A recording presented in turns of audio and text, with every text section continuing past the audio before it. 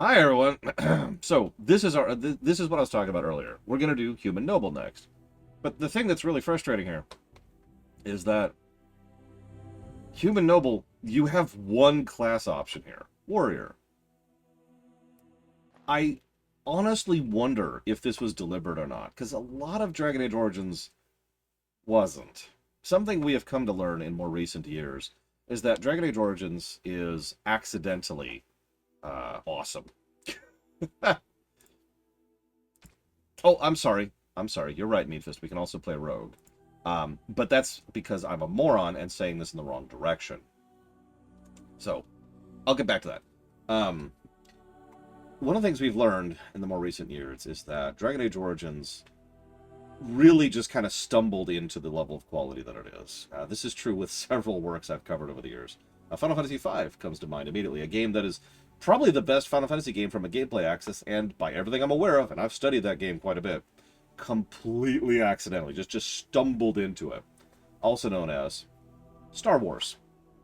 That's what I call that. Something that just kind of shouldn't be as good as it is, but is nevertheless fantastic. That's a Star Wars. Something that had all the pieces in place and then nailed it. That's a Jurassic Park. Um, yeah, exactly. Star Wars as opposed to Jurassic Park. I use those two very deliberately because both films are a perfect example of what I'm talking about. Hi, Alex. I'm sorry that you're sick. I know there's a bug going around on like at least half the country of the states that I'm aware of. Well, no, Mr. Floyd Pinkerton, but lol. No, this was funded quite a bit ago. Well, I mean, I feel it's. I know my terminology is weird, but I like it because I feel it's very descriptive. It gets across the point very conclusively and distinctively, but more to the point, it's also very memorable. You know, if you call it a Type 3X1-5 thing, it might be more literally accurate, but it's not as easy to remember as opposed to a Star Wars and a Jurassic Park. And that's why I name things that way. That's why my nomenclature is so weird. But anyways, you get my point. So sorry. Getting back to the limited choices thing. You want to play a human warrior. What are your background options? And that's my point. That's why I said it wrong, Meatfist. Because it's inverted from what I was saying.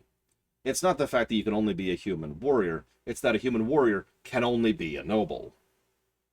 The origins irritate me on several levels because of the fact that they're so restrictive. And I don't really get why. Oh, yeah. Do you like the new audio setup, by the way, Alex? Much better audio quality. Am I right? What's funny is we've got an AC unit going now. I actually bought a window unit, which is running in the background there. Now, granted, it's like 30 feet that way, but still, despite technically having more noise, this setup is so much better in terms of audio design. So, yay. But I'm getting off topic. I need to pause 1 second to type something at a friend of mine. I believe so, Doom Rider. I mean, a lot of Dragon Age Origins was on the cutting room floor. Like I said, this game was very much a Star Wars. It just kind of stumbled into excellence. Because oh god, there's even a name for them. There's like a name for the barbarian roamers. We talk about them a couple of times, and they show up in the games a few times as like a pseudo cameo thing. I can't think of the freaking name, but it's those guys. Is it the Alvosh? Oh, the Chastened. That's it. The Chastened is what I was thinking of. I could be wrong about that though. Don't quote me.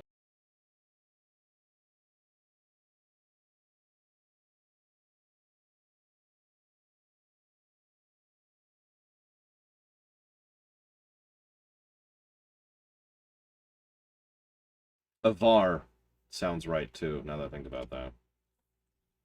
And yeah, I mean, this game is crying out for an apostate origin. I mean, Dragon Age 2 gave us an apostate origin, right?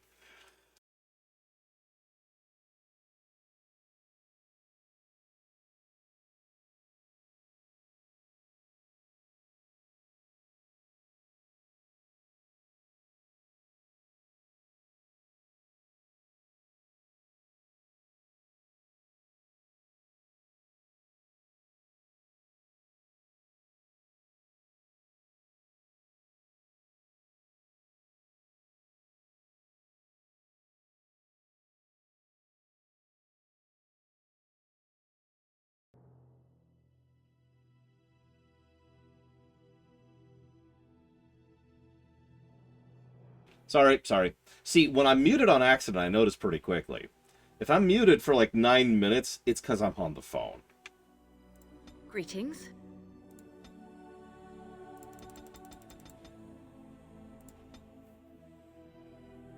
I would love to tackle a proper remake of this game. I feel like there's a lot of quality of life features and a lot of polishing this game could use. I wouldn't touch much of the core combat. Well, wrong word. I wouldn't touch much of the core mechanics of the game. I think that's a good stew of quality that should probably be left for the most part alone. But I do think adding in some additional character creation options, maybe some additional options with regards to how you set up your class, build stuff, that kind of thing. You know, polishing out a few things. Yeah, exactly. You get a polishing pass in this game, and we're good. It's funny how many games I can say that about. Anyways, sure, let's go. I mean, a legendary edition of this is something I wouldn't mind, but at that point, that's just a remaster. Don't mistake me, remasters are good if they're well done. So yay for good remasters, but...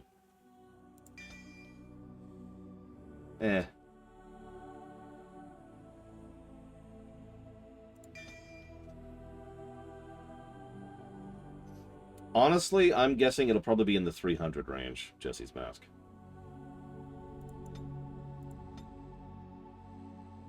Hey, Gnas. For generations, your family, the Kuzlans, has stewarded the lands of Highever, earning the loyalty of your people with justice and temperance.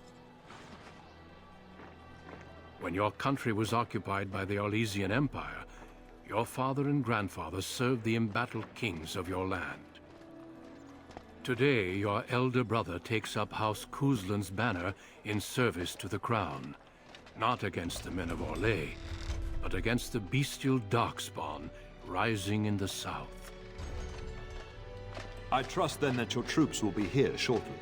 I expect they will start arriving tonight, and we can march tomorrow. I apologize for the delay, my lord. This is entirely my fault. No. The appearance of the Darkspawn in the south has us all scrambling, doesn't it? I only received the call from the king a few days ago myself. I'll send my eldest off with my men. You and I will ride tomorrow just like the old days. True. Though we both had less grey in our hair then. And we fought Orlesians, not monsters. At least the smell will be the same. I'm sorry, Pop, I didn't see you there. How, you remember my daughter? I see she's become a lovely young woman. Pleased to see you again, my dear. So let's get this out of the way. Plus to voice acting. Let's just get that out of the way. Let's just put that down. Specifically for Hal, by himself.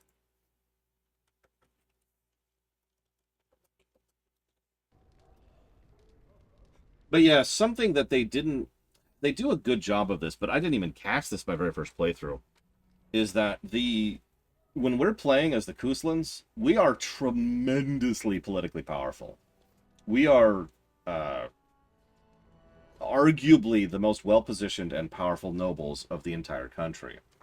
It's one of the reasons why this particular coup is kind of the mess that it is. In fact, to be perfectly blunt, if not for the very unique circumstance of the Blight and the events of the game, this coup would have completely fallen apart. There's no way. All this is going to do is start a series of resistances and rebellions from various people who are trying to push back against the people who have just usurped their noble lord that they were popular with, right? I agree that Loghain is more powerful, especially militarily. But that's why I say, if not for the events of the game. Imagine if Hao tried this by himself. How long do you think he would have been able to sit on that throne? So, Arl Hao, is your family here? Oh no, I left them in Amaranthine, well away from the fighting in the south. They do send their best wishes. My son Thomas asked after you. Perhaps I should bring him with me next time. He's a few years younger than me. As you get older, those years make less difference. A lesson often hard won. I doubt she'll be receptive, Hal. My fierce girl has her own mind these days. Make her bless her heart. No doubt because you've trained her as a warrior. How unique. At any rate, Pup, I summoned you for a reason. While your brother and I are both away, I'm leaving you in charge of the castle.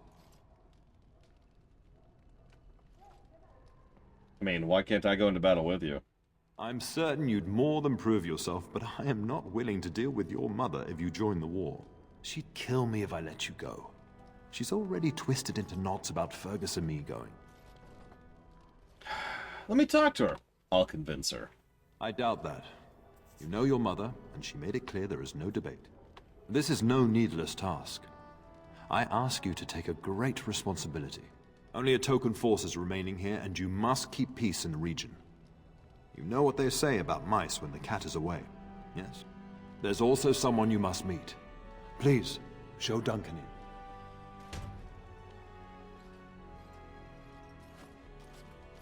It is an honor to be a guest within your hall, Tyrn Cousland. Your lordship, you didn't mention that a Grey Warden would be present. Duncan arrived just recently, unannounced. Is there a problem? Of course not. But a guest of this stature demands certain protocol. I am at a disadvantage. We rarely have the pleasure of seeing one in person, that's true. Pup, Brother Aldous taught you who the Grey Wardens are, I hope. They're a small order and no longer important. I apologize, Duncan. That Aldous has nerve teaching my children such slanderous nonsense. I take no offense. The Grey Wardens are not what we once were. I'll not have the Warden spoken ill of in my household. Without them, the Darkspawn would have killed us all in the first blight. You are the only reason men still live in Thedas. Duncan is looking for recruits before joining us and his fellow Wardens in the south. I believe he's got his eye on Sir Gilmore. If I might be so bold, I would suggest that your daughter is also an excellent candidate. Honor though that might be, this is my daughter we're talking about. I mean, I rather like that idea, Father. I've not so many children that I'll gladly see them all off to battle. Unless you intend to invoke the right of conscription. Have no fear.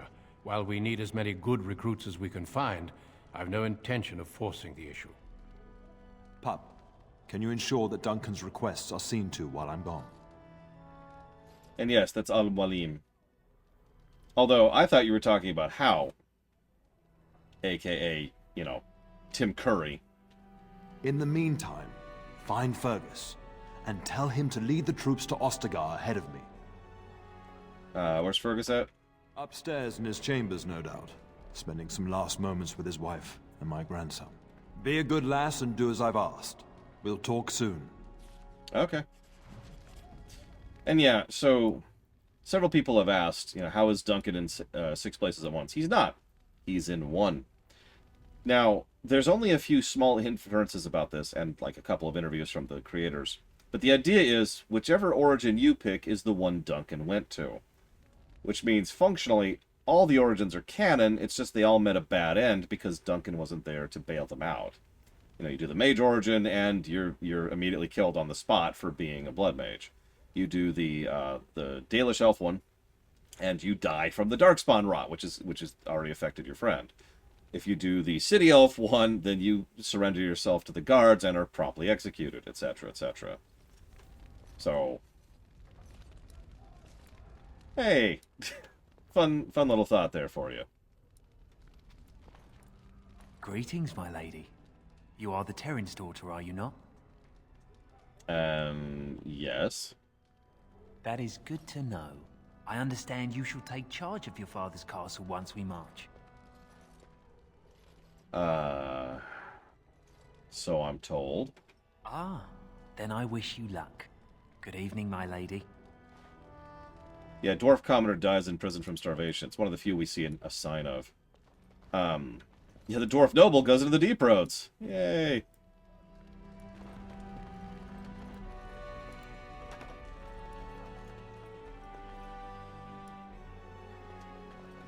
It's funny because I've heard several people speak negatively about this origin over the years, mostly by virtue of talking about how boring or generic it is, and I just don't agree. Not that it's not generic. Obviously, it is actually pretty generic. It's almost as generic as this shield, which is just hovering over our back here, just kind of hanging out there in the wind. But no. It is pretty standard, but what I like most about it is it's well done. You know me. I'd rather have a plain sandwich that is excellently prepared and cooked than a super amazing sandwich that is not. IMO. There you are. Your mother told me the Terran had summoned you, so I didn't want to interrupt.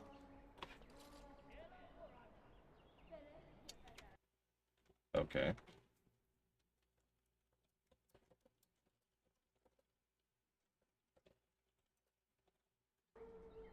Hello, Sir Gilmore. Pardon my abruptness, my lady. It's simply that I've been looking everywhere for you. I fear your hound has the kitchens in uproar once again, and is threatening to leave.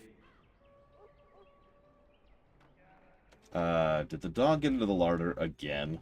No matter how the maids try to keep him out, he always finds a way in. You know these Mabari hounds. He'll listen to his mistress, but anyone else risks having an arm bitten off. He knows better than to hurt anyone. I'm not willing to test that. You're quite lucky to have your own Mabari warhound, you know. Smart enough not to talk, my father used to say. Of course, that means he's easily bored. Nan swears he confounds her just to amuse himself. At any rate, your mother would have me accompany you until the matter is settled, shall we? To the kitchen, then. Just follow the yelling. When Nan's unhappy, she makes sure everyone knows it. Good evening, milady.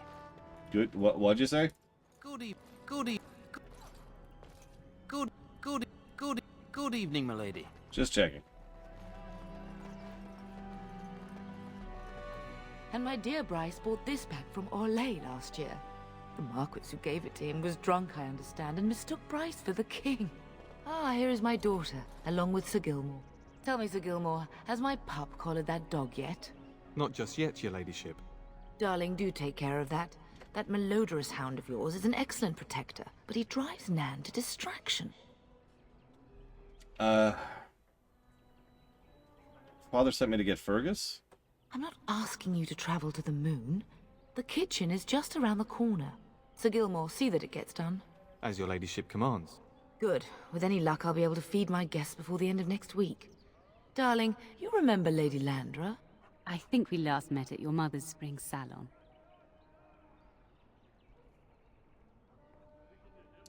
Of course. It is wonderful to see you again, my lady. You're too kind, dear girl. Didn't I spend half the salon trying to convince you to marry my son? And made a very poor case for it, I might add. You remember my son, Dyron. He's not married yet either. Don't listen to her. It's good to see you again, milady. You're looking as beautiful as ever. Thank you. And this is my lady-in-waiting, Iona. Do say something, dear. It is a great pleasure, my lady. You are as pretty as your mother describes. And she says that after seeing you whacking stuffed men in the courtyard, sweating like a mule. Your daughter's prowess with the blade is most impressive. I was quite the battle maiden myself in my day. But I think it was the softer arts that helped me land a husband. You realize we're at war, right? Aware that my husband and son are about to ride off to battle and perhaps never return? Quite. I think perhaps I shall rest now, my dear. Dyron, I will see you and Iona at supper. Perhaps we'll retire to the study for now. Good evening, your ladyship. Sir Gilmore.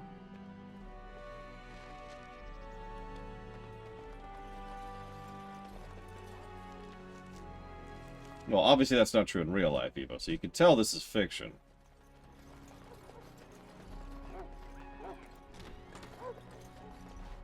Get that bloody mutt out of the larder. But mistress, it won't let us near. If I can't get into that larder, I'll skin both of you useless elves, I swear it. Calm down, good woman. We've come to help. You and you! Your bloody mongrel keeps getting into my larder. That beast should be put down. He is not a mongrel. He's a pure-blood Mabari. A blight wolf is what he is. How am I supposed to work like this? Oh dear. Mistress, calm down, please. That's it. I'll quit. Inform the Turner. I'll go and cook at some nice estate in the Banorn. Nan, please. We'll get the dog. Calm down. Just get him gone. I've enough to worry about with a castle full of hungry soldiers. You two, stop standing there like idiots. Get out of the way. Oh, great, Alex. Or rather, Lore Mom. Thanks for that.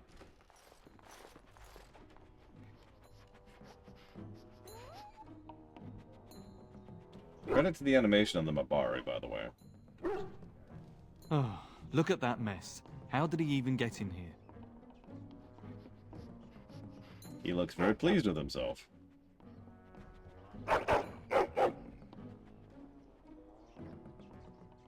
So what are you trying to tell me, boy?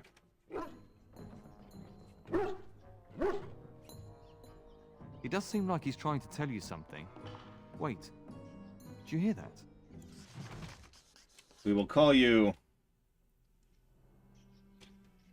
Barkspawn. I do prefer Barkamon personally, but Barkspawn it is.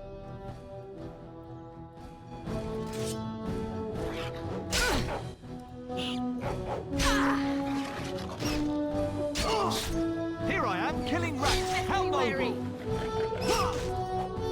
Gotta have the first quest of an RPG.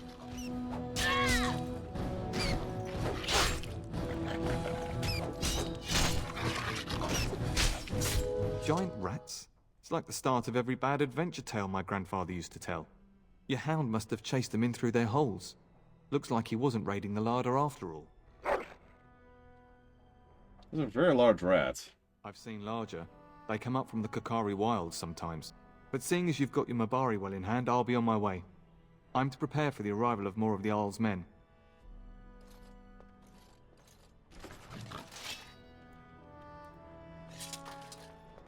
There he is, as brazen as you please, licking his chops after helping himself to the roast, no doubt. Actually, he was defending your larder from rats. What? Rats? Not the large grey ones. They'll rip you to shreds, they will! See, now you've gone and scared the servants. I expect those filthy things are dead. Yes, they are quite dead. Oh, I bet that dog led those rats into there to begin with.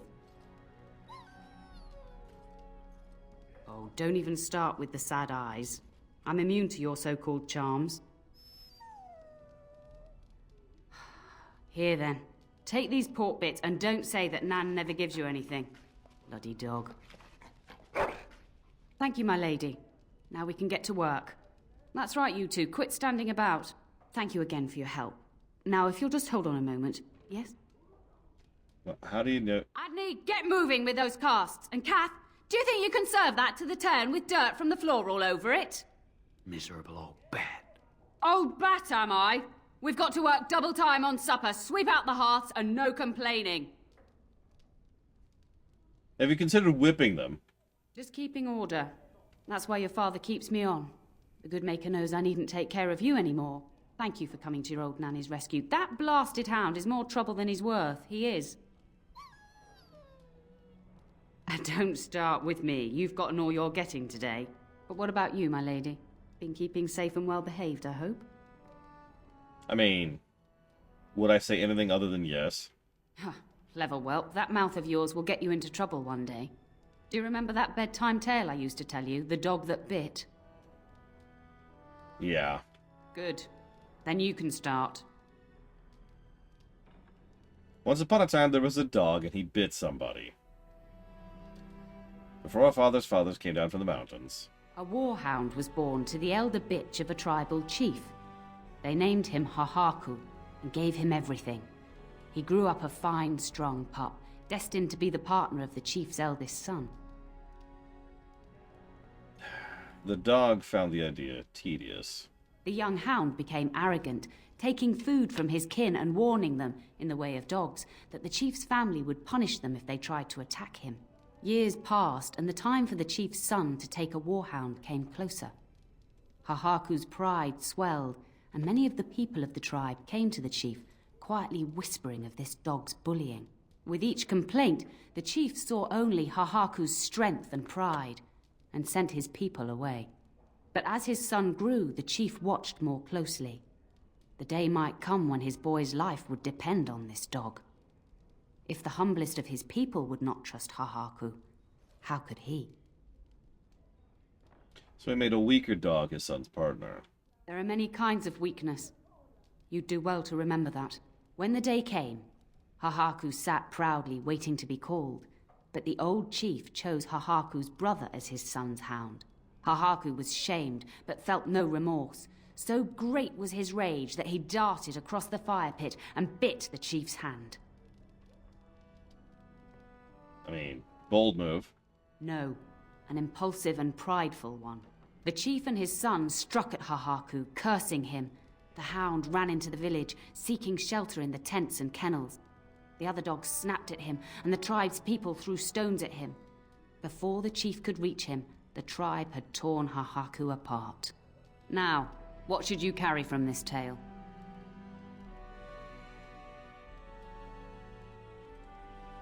Old nurses tell boring stories. How you treat the least is remembered by the greatest. True.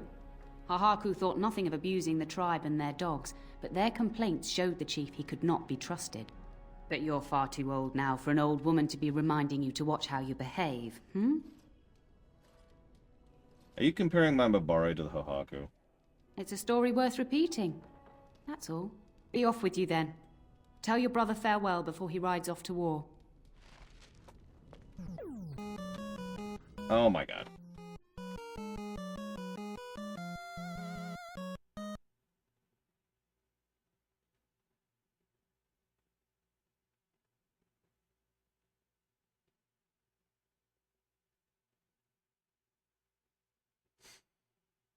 Your timing is fantastic, as it always is.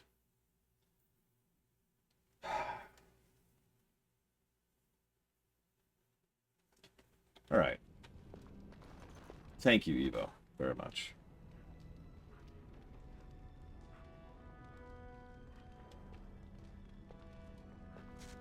I do appreciate your support, even though I wish you wouldn't do it.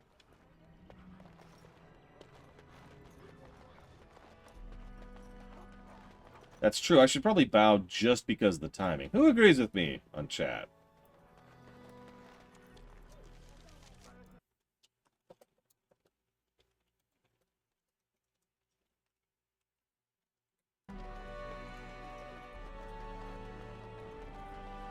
So, you managed to solve Nan's dog issues? I'll take that as a yes. Good work, darling. Now you should say goodbye to Fergus before he leaves, don't you think? There's a Grey Warden here. Yes, your father mentioned that. You haven't got it into your head that you want to be recruited. The Darkspawn have returned. The Grey Wardens are needed. There's enough here at the castle to occupy you. I don't need you off chasing danger like your brother. I have a bad feeling about all this. As do I. Your father and brother are marching off to fight Maker knows what. All the assurances in the world don't comfort me. But it wouldn't help for us to take up arms and follow. Fergus and your father have their duty, and we have ours. You know, I appreciate how bad her makeup looks.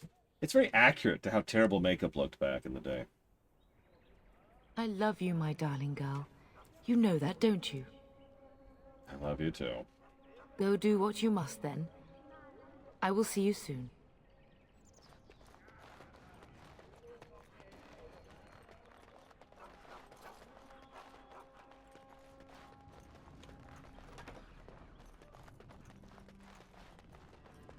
I mean, that about fits.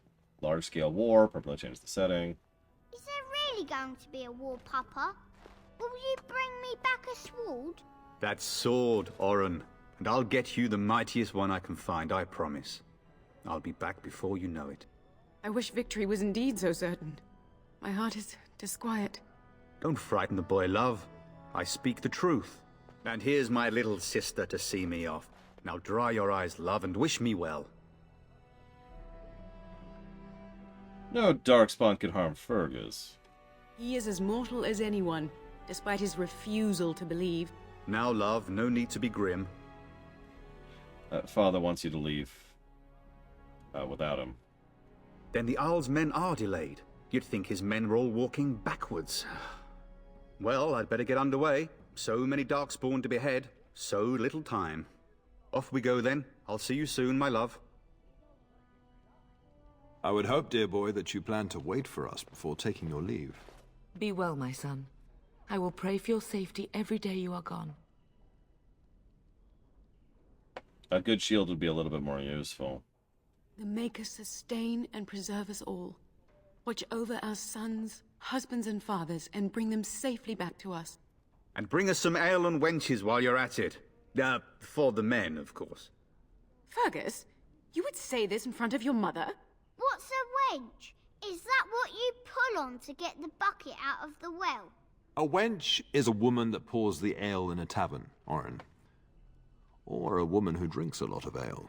Bryce, maker's breath. It's like living with a pair of small boys. Thankfully, I have a daughter. I'll miss you, mother dear. You'll take care of her, sister, won't you?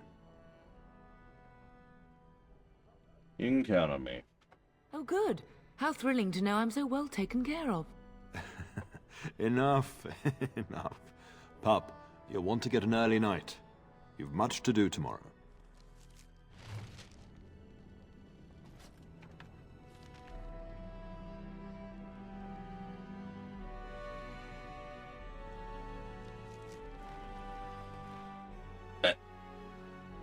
Okay.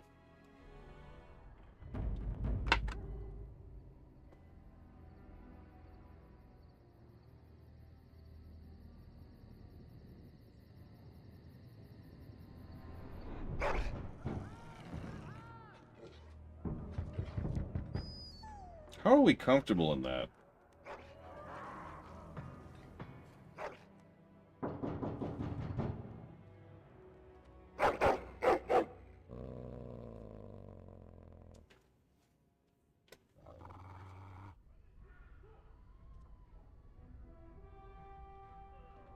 What's wrong, boy? What do you hear?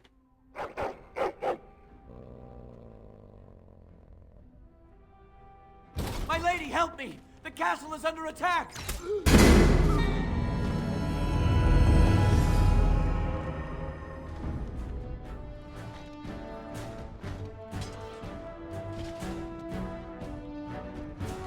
This is what I was talking about earlier. This entire intro is very obvious, very overt, and nobody in the world is ever surprised by what happens here. I mean, it even says, "How's Archer?" right there, for God's sakes.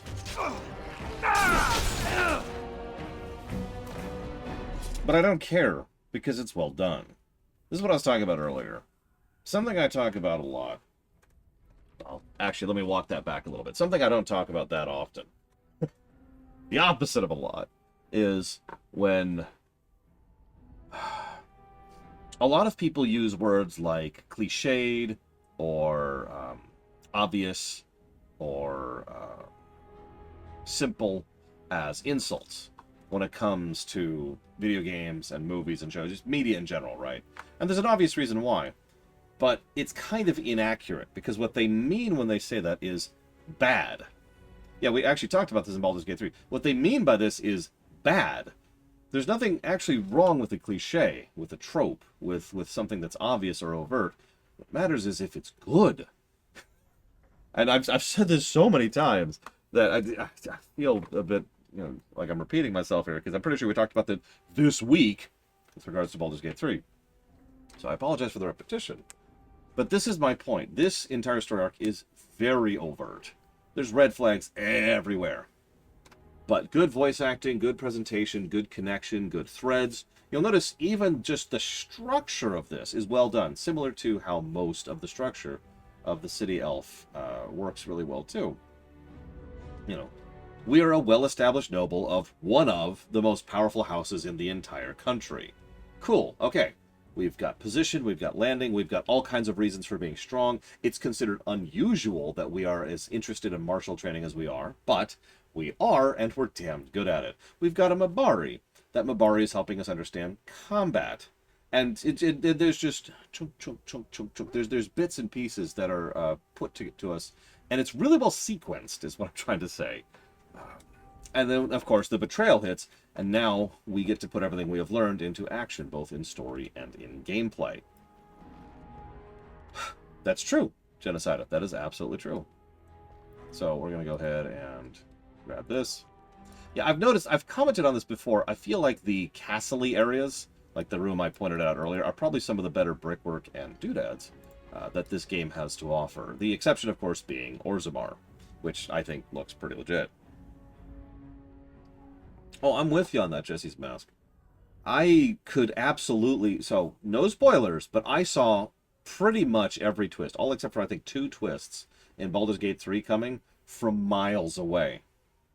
And I still gave them positives because they were still well done. In fact, I gave them positives separately for how well they were foreshadowed, for the fact that I could tell they were coming. Good foreshadowing is good.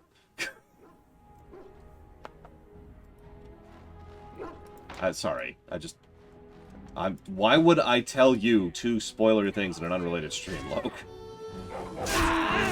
It was the one about his sled, and the other one about his sled. You want to know more, you can ask me about it in the spoilers channel. We have a spoilers channel for a reason.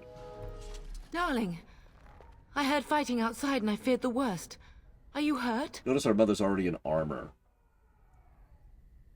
Oh dear, that can't all be your blood. We have bandages here. I'll get them. Her scream woke me up. There were men in the hall, so I barred the door. Did you see their shields? Those are Hal's men. Why would they attack us? Yeah, he's betrayed us, so... You don't think Hal's men were delayed? On purpose? That bastard. I'll cut his lying throat myself. Have you seen your father? He never came to bed. No, I haven't. We must find him.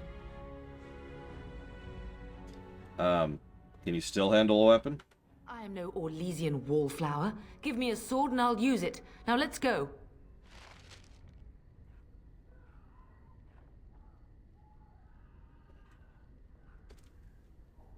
There is such a thing as trope fatigue. I myself am sick to death of multiverses, to use a direct example. Even if you tell a good multiverse story, I'm going to be sick of it because I'm sick of them, right? Perhaps we can salvage some things here, darling. Some of your father's belongings are in that trunk.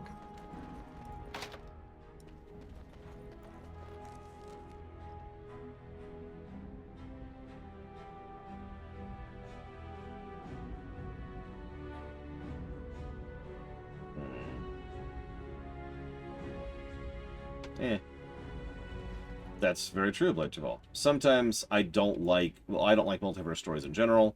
And I know there's other ones, but there are certain types of stories I'm just not going to like because it's just not a thing for me. It's coffee, right? I'm still going to appreciate something that's good because it's still good. And yeah, the chokers are there to hide graphics issues. We talked about that earlier. You're dead! Now home!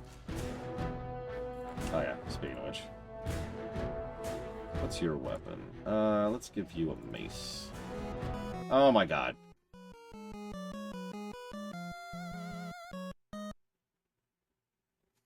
You know what? That's another thing I'm sick of. Status quo. Now, I have to pull myself back on that exact same point for the exact same reasons we just talked about. There's nothing really wrong with a status quo story. What bothers me is how much certain specific settings lean on the status quo so hard to the point of meaninglessness. But status quo itself is not inherently bad. So I have to kind of remind myself of that periodically. Hell, as I myself have said, you have to establish and develop a status quo before you can consider changing it. Because if you just change it too much, it's the opposite problem.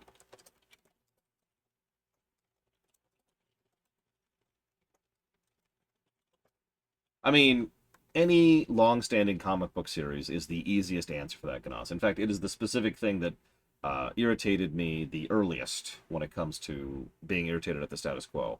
Because I used to follow comic books, and then I stopped, because nothing ever changed. Anytime there'd be like... And it was actually worse than that, because it's, again, it's not just the status quo problem. It's the fact that it was badly done. Imagine that I'm like, behold, the big thing that's going to alter and change everything. And then it's undone. Okay, and then nothing's different. Nothing's different. Everything's the same. And comics like to do this not just in large-scale things with the... I forget what they call it. There's a term for it. But they're large-scale events, which they do semi-periodically. But they like to do this even on like an episode-to-episode basis. There are individual comics which are like, oh my god, I can't believe this big shocking thing! Tune in next time! Oh, it was nothing.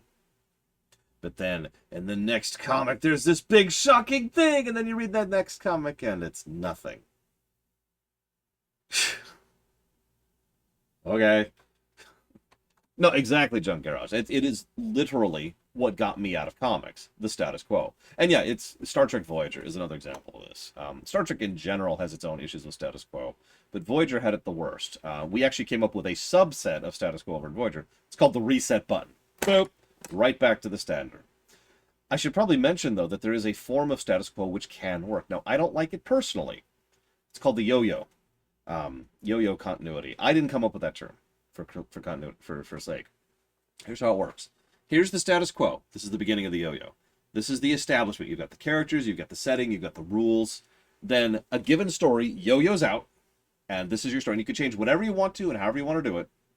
But then the next story starts, and we're right back here. So you establish a starting point for every story, but every story is functionally its own completely separate story that has nothing to do with the others. Now you can see why I don't care for that, but there are actually there are some shows and some long-standing series which have done good things with constant reboots, and yeah, that's again not a fan. But at least it's a deliberate and intended method of trying to develop and establish the setting, do stuff, do whatever you want to, and then go back to default, and then do whatever you want to. Imagine if every story within DC Comics was an Elseworlds, to use an example of something like that. Now, give me 1 second, please.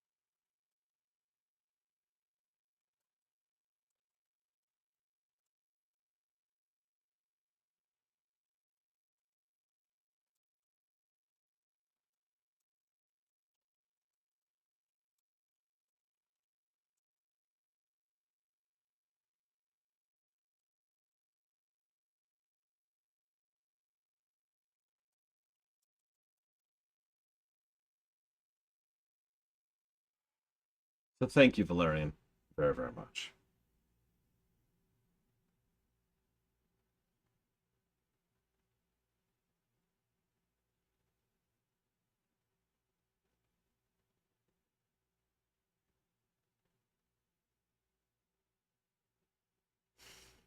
Always appreciate you, sir. And or ma'am. There are a few shows that are bold enough to actually change the status quo. I don't mind mentioning Babylon 5 as one of my favorite examples of that. The DCAU dipped into this several times. Gargoyles is a good example that several people are familiar with. I'll stop there because we're drifting into possibility of spoiler territories. But the point is, it is something that has been done. I'm not aware enough of Reboot. I've watched Reboot. I know what it is, but I didn't know they rebooted in Reboot. Yeah, Futurama has done that too. Perhaps ironically, given its roots, but while Simpsons has been stuck in the same 5 seconds since season 9 or so, Futurama has been shifting forward pretty consistently. I'm getting off topic. I've put that towards Dragon Quest 7, Dragon Quest 8, and Victoria 3. Thank you.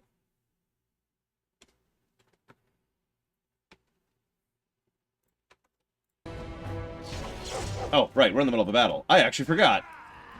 Oh, time to kill these worthless dogs.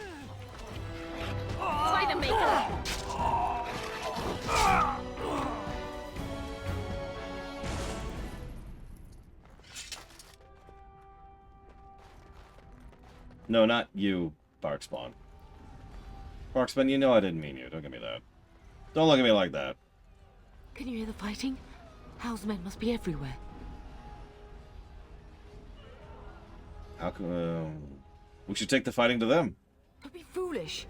You would throw your life away? The front gates. That's where your father must be. Let's go. If Howe's men are inside, they must already control the castle. We must use the servants' entry in the larder to escape. Do you hear me? All right. Then let us be swift. There's also some implications here about how long Howe has had this set up, and about the quality of the people he's using here. You'll notice he waited until the local... The castle has fallen! I'm getting out of here! About how the local... Oh god, I can't think of... retainer. The... Is that the right word? The group of military whose job it is to always be on call for a noble lord. Retinue. That's the word. Thank you. I knew it started with an R. God, I'm sorry. I'm thinking like 5 directions at once right now. There's someone very important to me who I'm trying to call, to talk to on the side as well. So I'm actually up to my limit in terms of crossing my brain. Like I said, I can handle 5 things at once. That's my limit. 5. The moment I get past that, I start to have troubles. Anyways, the retinue. Yeah, the professional retinue is gone. The levies have been raised, and they're gone. And if we're paying attention, most of Howe's actual loyal troops are probably elsewhere at this point in time, either dealing with the Loghain thing or dealing with whatever's going on back at Amaranthine. So he's sending relatively low-quality people here, most of whom are in leather armor as well, if you're paying attention. I don't think it's ever stated outright, so correct me if I'm wrong, but I've always gotten the strong impression these people are mercs. These are people that he pulled in for this job to deal with this, people who don't really care about anything other than the coin that they're getting out of this particular operation. Which would explain why they're not only expendable and relatively easy to kill, but why they're willing to go through with all this despite the fact that they're killing a very, very popular noble house, which is pretty damn strong militarily.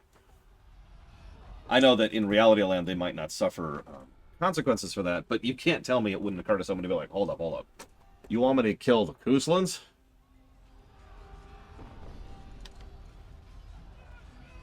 Either way, the game never says anything in any direction, so who knows? I just wanted to bring up the talking point. Oh, you know what? Crimson King brings up an even better point. These might not just be these might not be mercs. These might be criminals. Press ganging criminals into military service is a very old tradition, and is absolutely the kind of thing Hal would probably be willing to do for a wet op like this one. Or not wet op. Wet works. I'm right. Yeah. Yeah, exactly. You got nothing to lose. Let's do it. Yes, my lady. Here they come!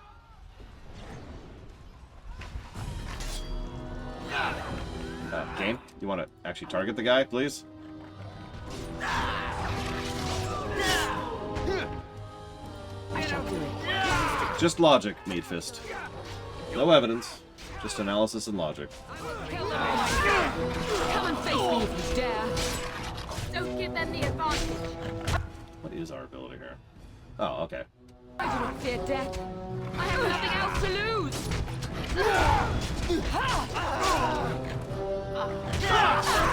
I'm gonna go punch that dragon in the face, Alex.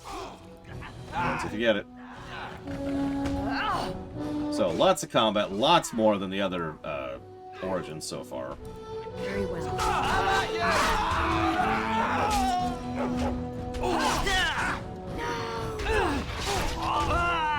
It's possible it's a How to Train Your Dragon reference. I've never seen those movies, though.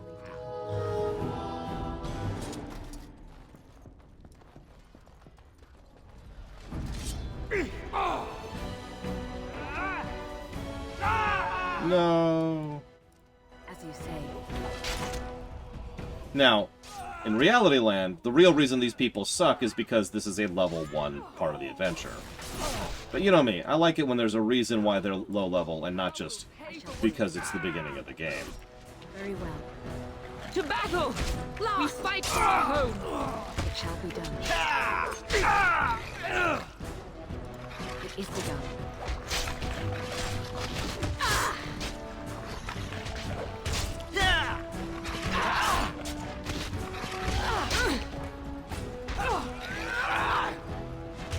Let us end this.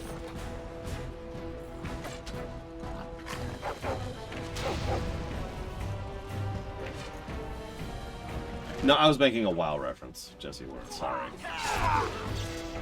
And that! Come, together we shall leave this place. Good. Another down.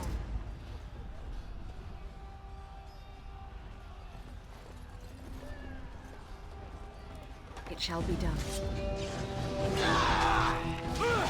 Well, once again, we're way off into the weeds here, Meadfist. It would be funny if that implies that Howe's personal guard all suck. Undergeared, under-equipped, and low level.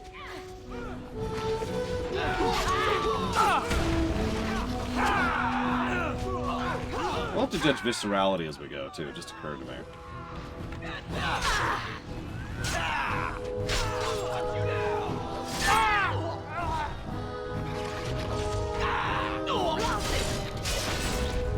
I suppose it's moot.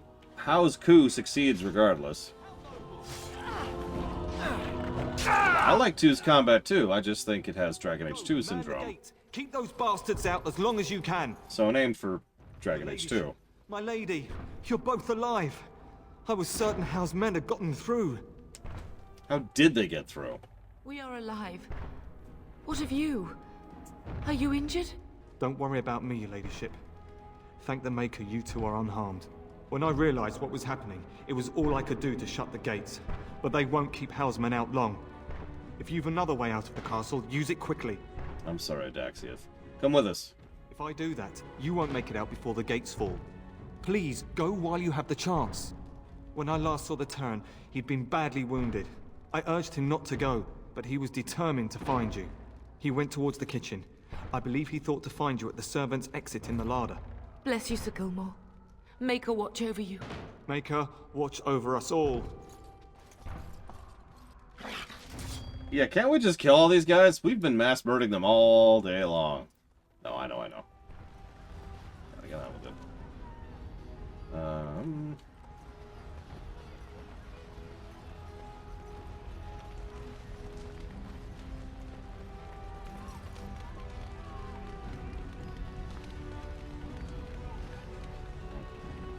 Thought I saw something, but whatever. Alright, we got it. Right. I mean, not to get too far ahead, but there's also the fact that, you know, we know that Howe has some ties to a certain mage. But anyways. As you say. Don't give them the advantage. I'm gonna rip you a new one. It is begun. We must stop them.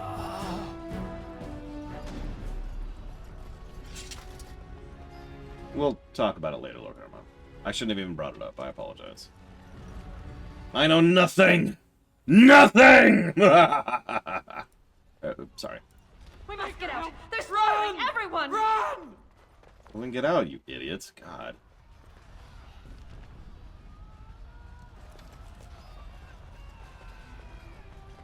I mean, it's gonna happen, Jesse's Mouse. Dragon Age 2 syndrome is a real thing that Dragon Age 2 has because it's called Dragon Age 2 syndrome. What do you want from me? I will explain it in the document. I'm making a point to try and type up my thoughts specific. Even though I apparently get some typos. I need to go fix that. Speaking of which, I hadn't had enough time this morning. I'll do it while we're fighting here. We got this. We got this. So that's going to be under unfamiliar. There it is. Oh, we're done. All right, moving on. Tell you what. Dragon Age 4 will have the writing quality of Inquisition, the combat of Origins, the overall quality and customization of 2. How's that sound? I mean, I'm not joking. Dragon Age 4 is gonna suck. The odds of Dragon Age 4 not sucking are so low. I don't even know how to calculate that.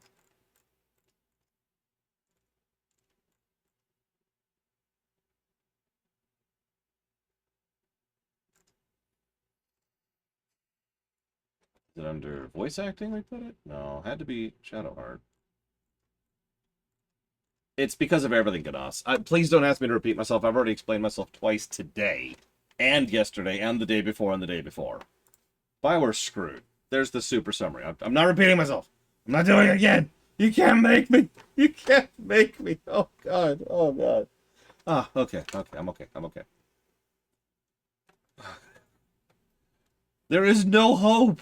There is no hope. Dragon Age 4, you know what? Hang on. This is what I have to say about Dragon Age 4. Will it come out at all? Nope. Make a separate vid. It's gonna suck. All right. Where's... Oh, God damn it. I'm turned around again. That minimap is so tiny. That is hard to read.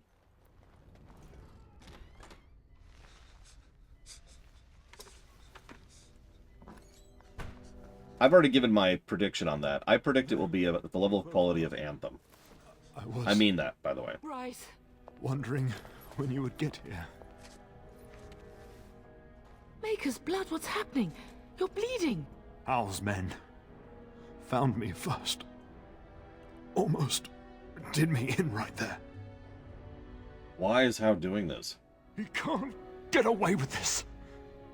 The king will... Bryce, we must get you out of here. I won't survive the standing, I think. Look, that's not true. You're gonna be fine. Oh, my darling girl. If only Will could make it so. Once Hal's men break through the gate, they will find us. We must go. Someone must reach Fergus. Tell him what has happened.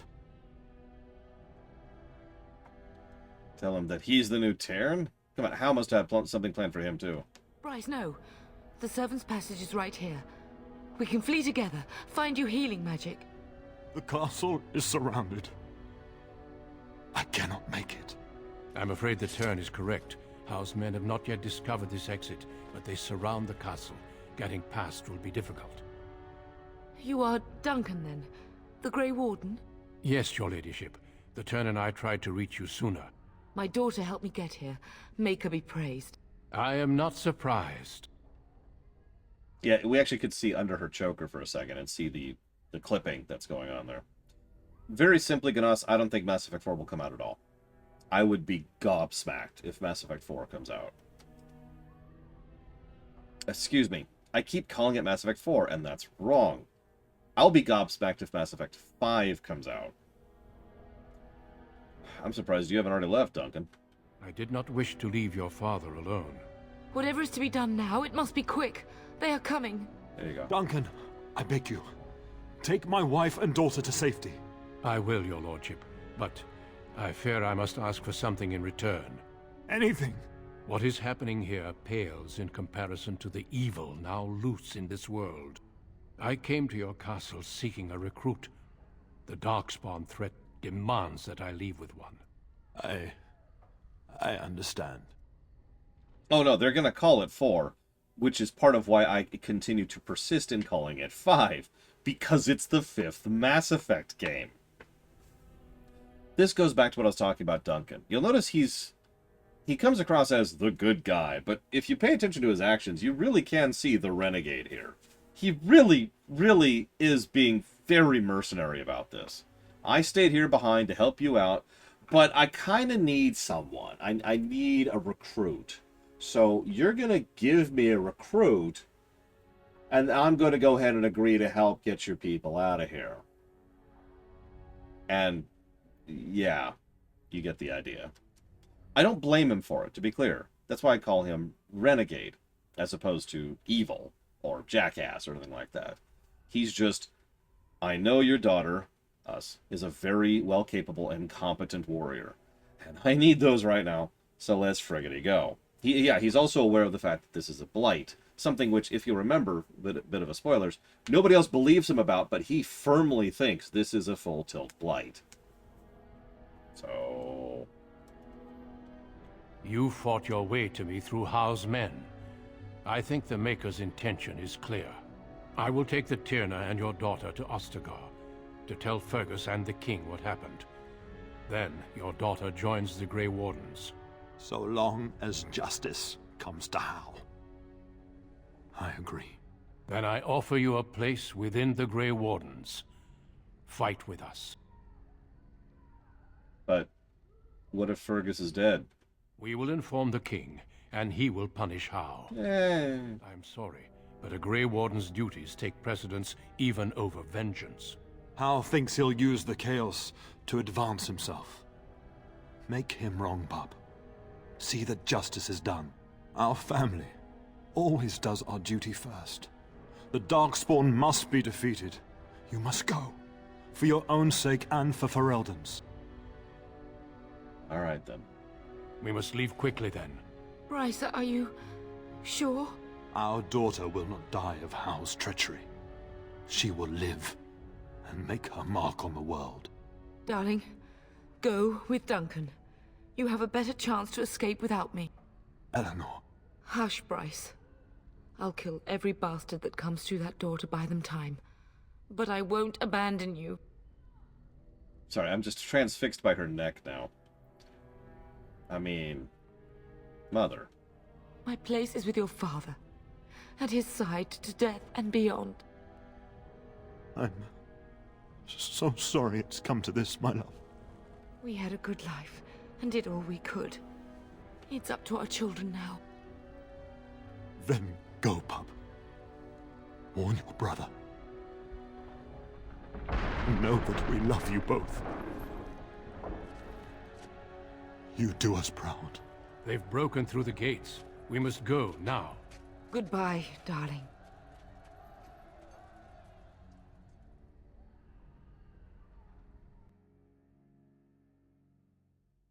And that's, We will be traveling... it. No need, Duncan. You are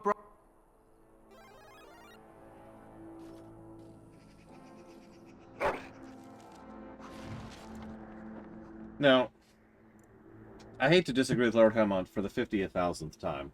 Wait, no, I don't. That's the only thing that gets me up in the morning. Oh, thank God I get to disagree with Lord Hammond again. Whew, okay. But first, thank you, Ninja Michael. I do always appreciate.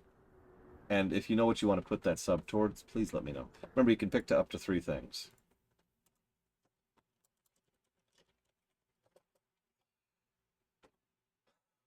As much as so I talked about it. The first Origin I did was City Elf, and it stained my opinion of the game for the entire rest of my first playthrough. I've already said that. I also played as a human dual-wielding warrior, which I hated playing as, and that stained my opinion of the rest of the game. We talked about that. But there's one other thing that stained my opinion. You got it, Ninja Michael. I'll put it towards Stealer's Choice. Thank you again. But there's one last thing, and I've been keeping quiet about it until here, because this is where it's relevant. There's one last thing that stained my opinion of the game, and it's the human noble origin. You're probably thinking, but that origin's awesome. Yeah, but it never paid off in the way I wanted it to. I was sufficiently invested in that story that I kept expecting it to matter. And, in my opinion, it never did to the amount that I wanted it to. We never really followed through on several threads there. Hal is just a villain that everyone faces, and if I'm not mistaken, we only get, I think, like an additional 2 lines of dialogue from him. And that's it. And I kept waiting for some big conclusion with Hal, or some kind of big build-up, or an arc where we'd go back and reclaim our thing, or try to... Yeah, even the revenge against Hal was just a thing. And don't mistake me, Hal's a great character, and he's positive worthy, but I never felt satisfied with it. So it was one final stain on my first playthrough of this game, was I kept waiting for a payoff that, in my opinion, never happened. And that's a damn shame, I think.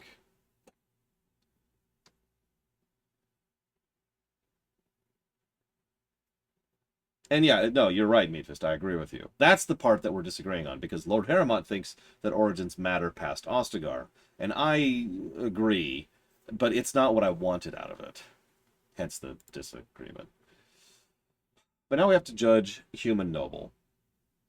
Obvious voice acting is voice acting, that's duh.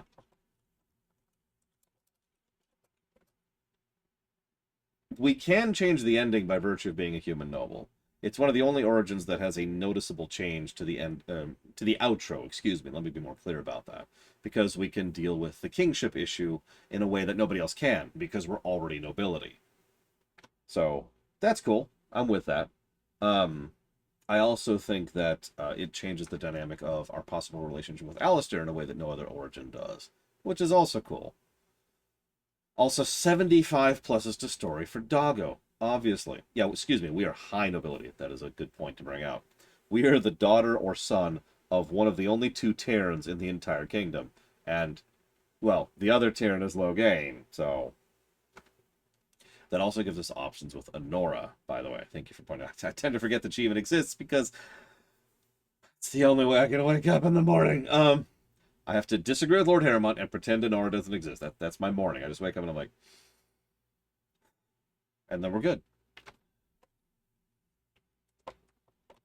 We really are, Lord Harrowmont. And it's funny because arguably we get rid of all political connections and rights when we become a Grey Warden. But that's tradition, and I'm saying this wrong. That's not written in stone. Let me put it that way. Sure, we don't have any legal rights anymore. Uh-huh. We sure don't. Wink. But, you know, I'm just saying, if you support me, and with all the people who know me back in this one area that I used to help rule, you know. Anyways. Yeah, tradition is going to get thrown out the window in a minute. Yeah. Who? DC May? Oh, yeah, no, Alistair's totally the king. Yep. Pat. But no, yeah, the mere fact that Alistair is someone who can be king is honestly making my point for me.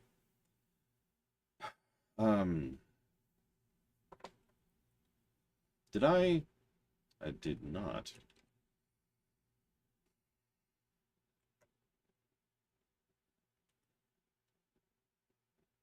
Yeah, no kidding, Huthor. I'm going to directly quote a character in this game. Alistair's claim is by blood. Being said in a way that settles the issue. In other words, Alistair has the more accurate claim to the throne than anybody else because his claim is by blood.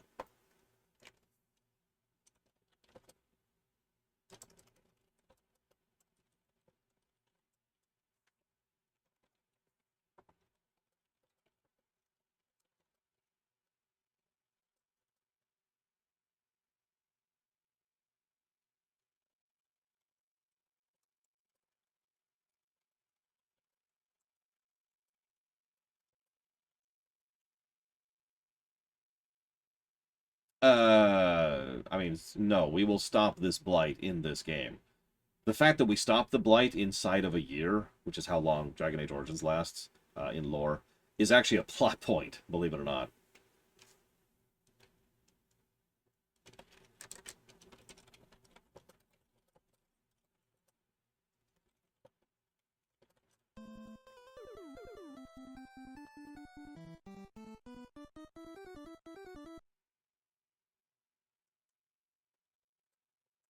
Yeah, exactly. Oh, yeah, sure, a blight. That lasted a year. Give me a break. No, I'm dead serious. It is the quickest blight ever, and there are several people. We'll hear lines of dialogue about this in the future, where people are like, yeah, sure, it was a blight. Uh-huh. Because blights don't go by that quickly. And they're certainly not contained that quickly. I mean, Ferelden, I don't want to sound dismissive, but one blight being taken out in a year in a piss-poor country that most other countries don't even really see as being, you know, worthy of sitting at the table. Like, remember, Ferelden is a very new country. And they're not... I can't think of the word. There's a term for this. The thing that determines how much value a country has in other countries, right?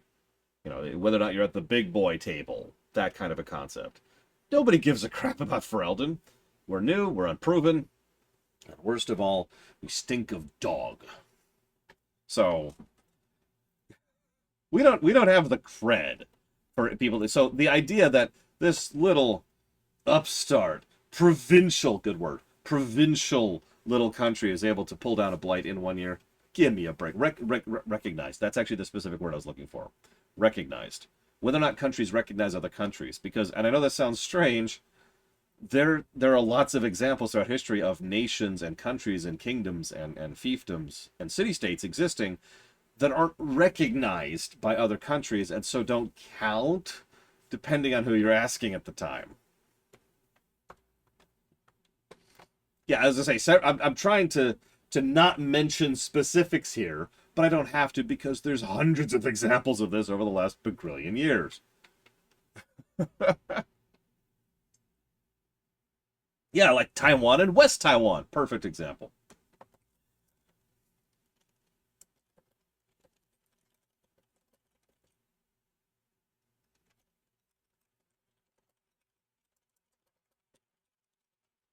There are. I always found it interesting that Celine was full tilt into this. It implies that she has a brain, which is appropriate because Celine did have a brain. For all the mistakes Celine makes, and she's an interesting character we'll talk about in the third game, she's smart. She stays on top of things. I suppose she has to. She's the Empress of Orlais. Thank you very much. Croatia, speaking of which we do recognize as being a country. What's the new game you want to add to the list, Croatia?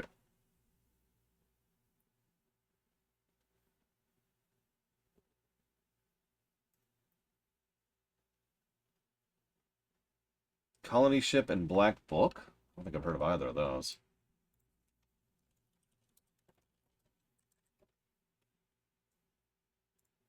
Oh, no, hang on. Is this on the list? Because I've looked at it before. Yeah, this is Age of Decadence. I remember this. Isn't this all on the list already? Yeah, you're not a real country until you have a flag.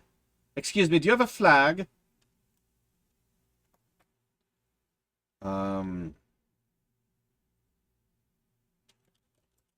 Nope, I'm wrong. Colony Ship is not on the list. You must have mentioned it and asked me if you could add it, because I have it in my search history, and I remember this. This is the Age of Decadence thing. It's actually still in early access. Now, there's always that asterisk when we add something that is in early access. No, it's Wesselton. It's Wesselton.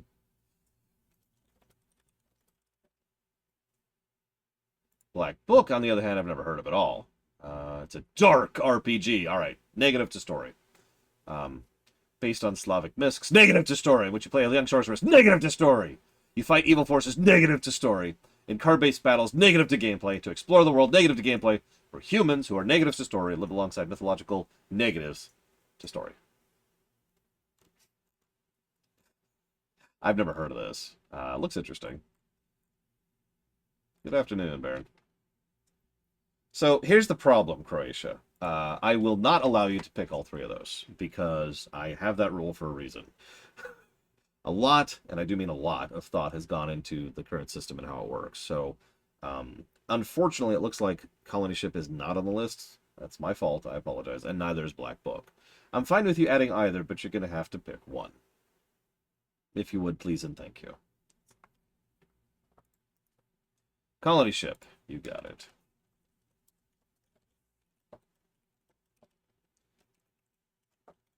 Which is my favorite origin? I have no idea. No, I'm dead serious. That's part of the point of a review, is to determine the answer to questions like that. And we're only partially through. Having said that,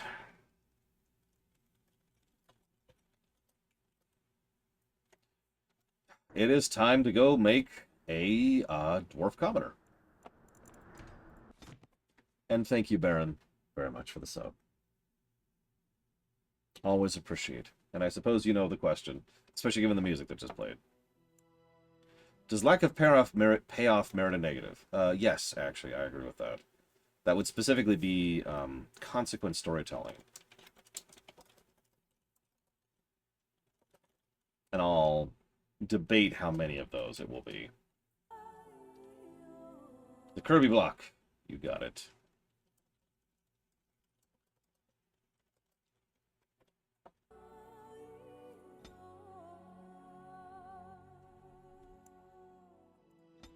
So, Dwarf, Rogue, Commoner, Castless. I sincerely doubt it, Baron. You can check the website if you're not sure. What's their culture? Alcohol. Oh, okay. Greetings. Will be generic man, the generic hand. Um.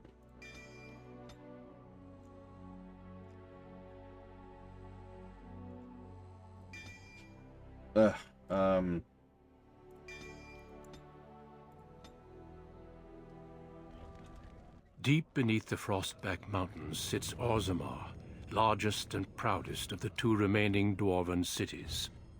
Once the seat of an underground empire, Orzammar now stands alone, cut off from the world by the Darkspawn, still clinging to the memory of its former glory. Below the vast statues and gilded halls where the noble families play at politics, the lower castes live in their shadows, scurrying to serve like their ancestors before them. Below that is you. You are casteless, the dirty secret staining Orzammar's perfect society, forced, along with your sister, to sell your services to the crime lord Barat. To the rest of Orzammar, you are proof that the casteless deserve their fate. But you know you do what you have to, the same as everyone, just to survive. I can't keep gambling on you forever, Precious. You've got a sweet look, something to light a man on fire. But you gotta make it count. Please, Barat. Can we not do this in front of my brother? Why not?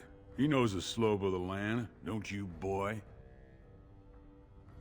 Don't talk that way about my sister. You told me a lot of things, not one of which meant more than a fart in the middens. Before me, your sister was just another duster. Now check her out. Braids down to here, gold-capped teeth. She can recite elf poetry and play the string harp. Every man's dream. All she's got to do is find a lord, squeeze out some kid who looks like him, and we're all living the easy life in the Diamond Quarter. Please, don't get involved. You know that never goes well. I just don't like him treating you this way. I'll treat her however I like, as long as you both eat off my plate. You keep your head down and say aye to any job I decide is low enough for scum like you. In return, I put out coins so you can doll yourself up and get a belly full of some nobleman's brats.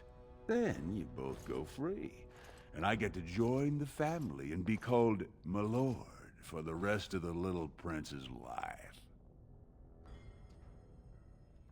Let's get this out of the way. I love the world building here, and I hate the exposition. Let's just jot this down here. This is really, really in-your-face awkward exposition, to the point where I might actually ding it for it.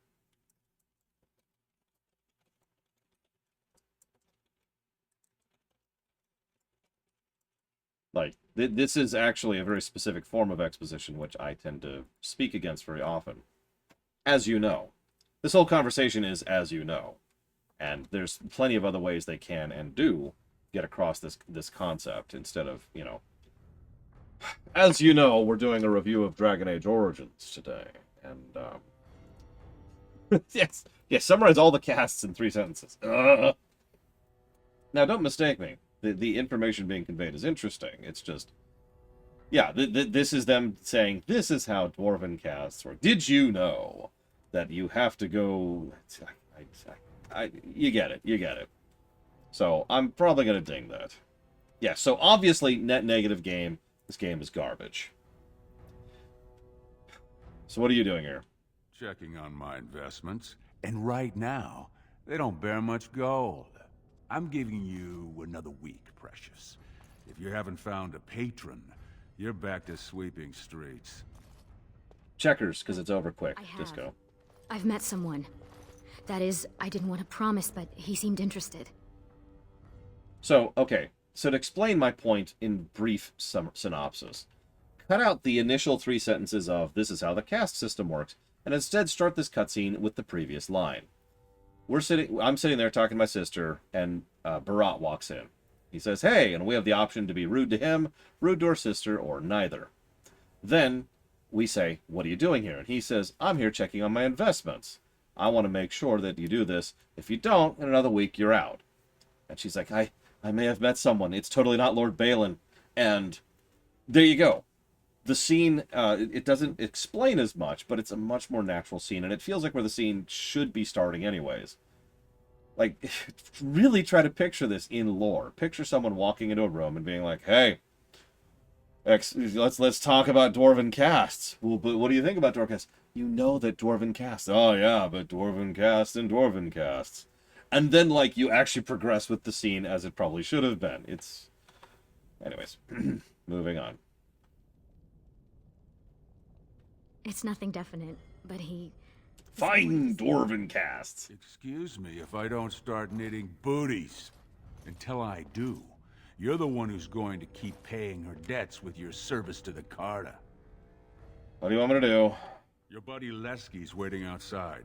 He knows what I'll need from you today. Don't even think about bungling this job. Your whole family's on loose sand with me right now. And I know you don't have anywhere else to turn.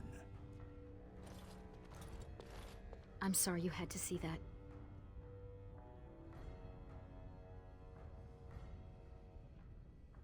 I can't stand the way he treats us. Just be careful about showing him. You've been lucky so far. He thinks it's funny when you and Lesky get vulgar. Some of the nobles I've met, they'd as soon have your head for speaking your mind. That's why I didn't tell you. Barat's been warning me ever since 2 of his other girls found patrons at Lord Harrowmont's reception. They've been getting gifts already. Lord Rooston gave Elsie a surface silk gown and she's not even pregnant. Barat's getting impatient. I just wish you didn't have to kiss up to that cave tick. You know the other options. Cleaning middens, begging, going to the surface. No. Unless you find a way to save us all from Darkspawn and become a paragon.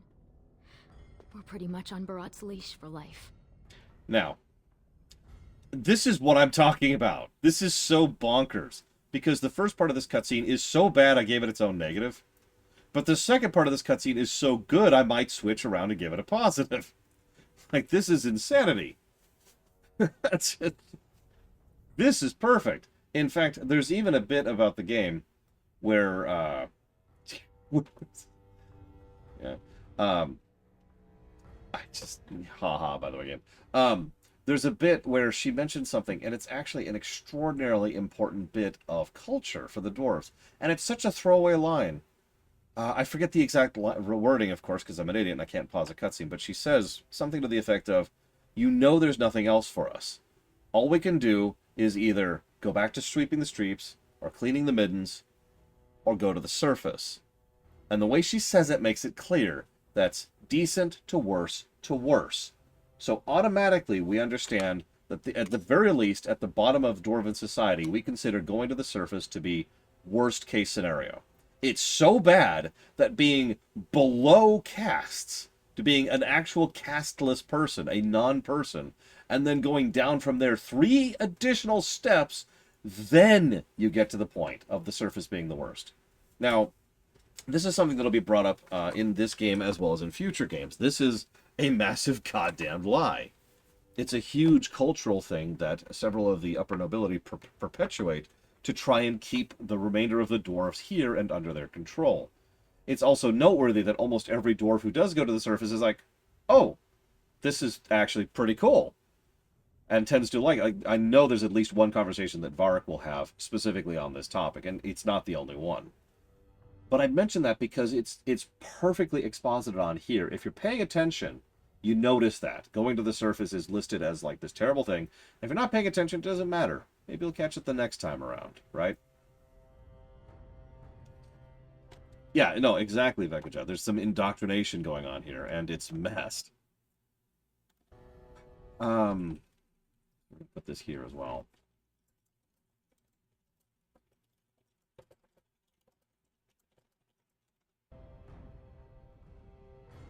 I know, who would have guessed it, Evo? Everyone give me one moment, please.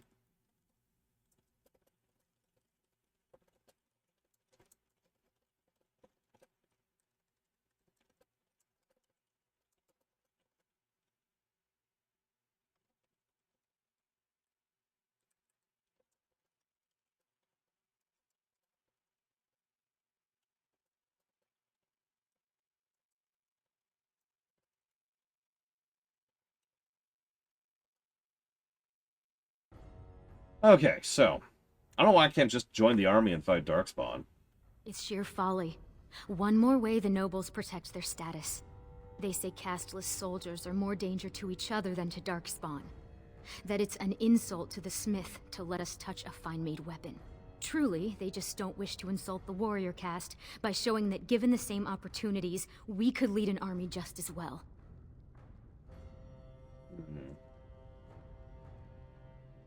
Yeah, how do you not get lost in all that sky? Yeah, we'd have to join the Dead Legion, who legally do not exist as people. Legally, Dead Legion, like the moment you join the Dead Legion, you're actually dead. Legally. Again, I have to keep emphasizing that. So, you know, anything you owned gets moved on. Any rights or privileges, bloodline, all that stuff, it's all gone. It's all written off as if you died, and it's recorded as such. Obviously, you're still breathing, but you get the point.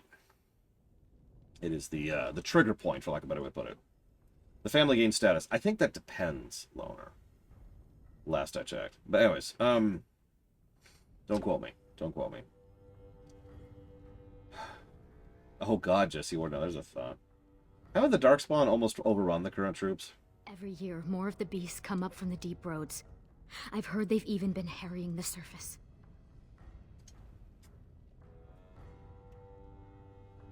I suppose that's fair, Ronan.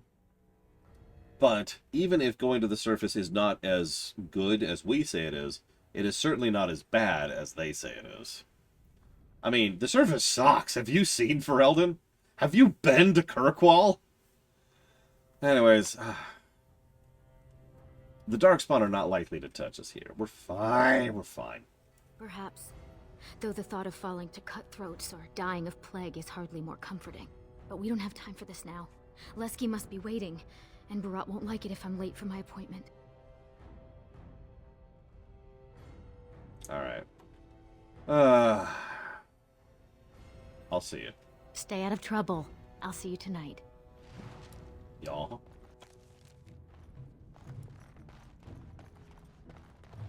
I don't know, Kirkwall, I mean, Kirkwall always had a mage tower, which was unusually harsh, because the barrier between the land and the Fade was a bit thick. Yeah, but, you know. They also like to leave their slave statues up. I was starting to think I'd have to bust in and get an eyeful of that spicy sister of yours. Growl. Hey, Lesk. How's it shaping? Oh, what can I say? No money, no girls, no place to call my own.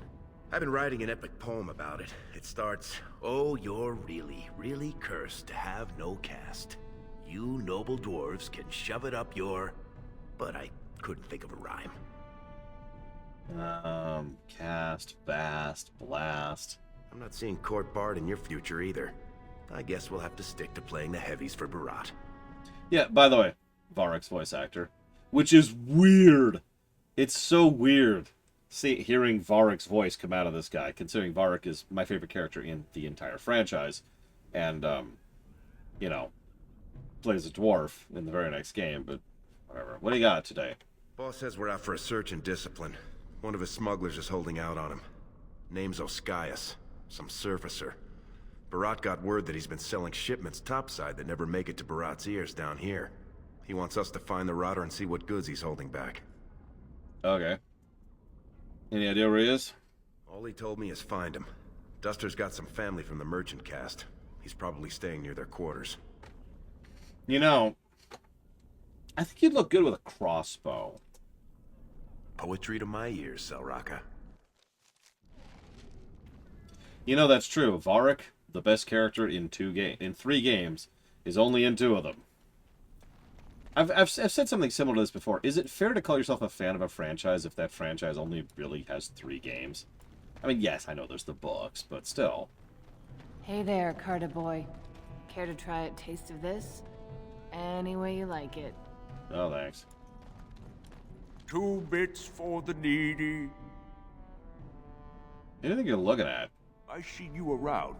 You one of them Barat boys. You don't know from needy. Not until you're my age. What do you mean? You think Barat's going to want you when you're old? Soon's your muscles go, it's the clean crew on the streets for you. You're like me, boy. No woman's gonna let you in her sheets, not as long as your face is branded. Only place for you to end up is here, watching some casteless upstarts refusing to share their coin. Is there anything you can give me for my money? Ooh, you drive a hard bargain, soldier. You looking for someone to shine your shoes, clean your pots, keep you warm at night? Oh yeah, the last one, please. I'm looking for a guy named Ascaius. Is that what you're looking for? That's worth 10 bits, no? If you don't tell me, your body might end up blocking a mine shaft. Barat don't like it when you do killings off his books. I don't know much, but I know that. So clear out, Duster. I wouldn't take your coin anyway. That's a good point. Can you call yourself a Star Wars fan if you only like one movie?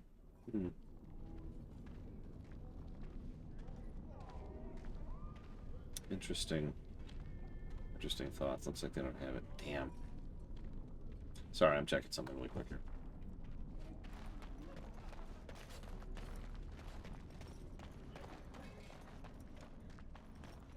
We have 0 gold to our name right now, which is appropriate. My boy needs medicine. The docs say he won't wake without it. I do not have money, so... Well, yeah, Genocida, but at that point, you're just a fan of a movie, and not a fan of a franchise, you know?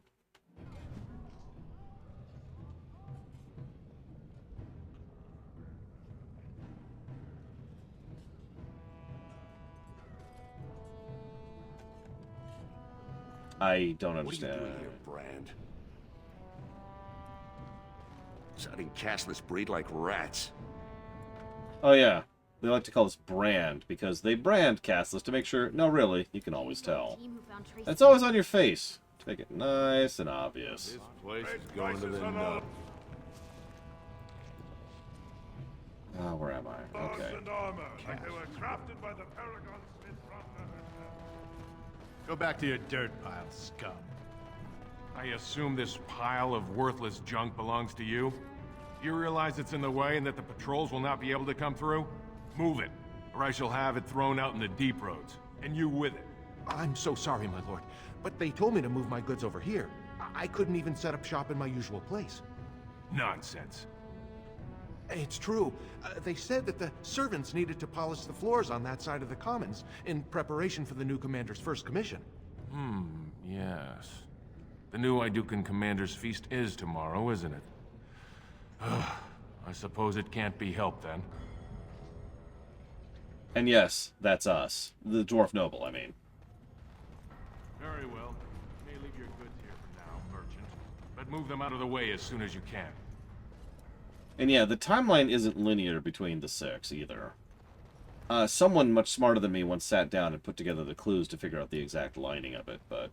We know, if nothing else, that Dwarf Commoner happens before Dwarf Noble, not just because of what he just mentioned, but because our sister is already in Balin's place when we do the Dwarf Noble.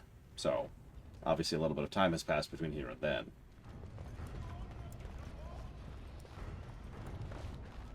Hey, boy. You look like someone who could use a spare copper. What do you say?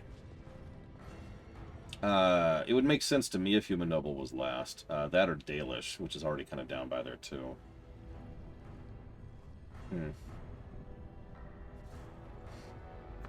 Oh, I get you, Pika. That makes more sense. I mean, yeah, it's just... I don't know. Not that I want to sound persnickety. I am a fan of StarCraft, and there's only 4.5 games within the StarCraft series, so shrug. No work, just money for something you're not even using. Much. You look like you've still got all your teeth. Nice and healthy. I craft replacements for nobles who have lost theirs. I can pay you real handsome for some of those. 1 silver for 2. What do you say? Do you have any legitimate work? No work's legitimate if they let you do it, boy. The Assembly declared back in Darbir's reign that it insults the ancestors for casteless to perform any work the recognized lineages can do. Now, do you want it or not? 1.5 silvers, and that's my best offer. No, I'm good. Peace. Suit yourself. Plenty of brands are willing.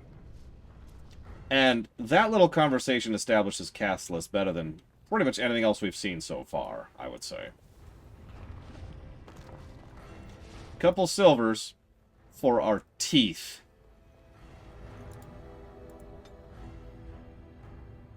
Now, hang on. It's actually worse than that. Because there's implications here. This is a dying society. Let's be very clear about it. And this is not just my presumption. This is stated in universe several times. This society is going down the tubes hard and fast. And that little conversation is kind of an indicative thereof. If they're at the point where they need to start breaking apart their own people for parts in order to keep other people in a degree of presumption, but not in reality of health, then they have problems.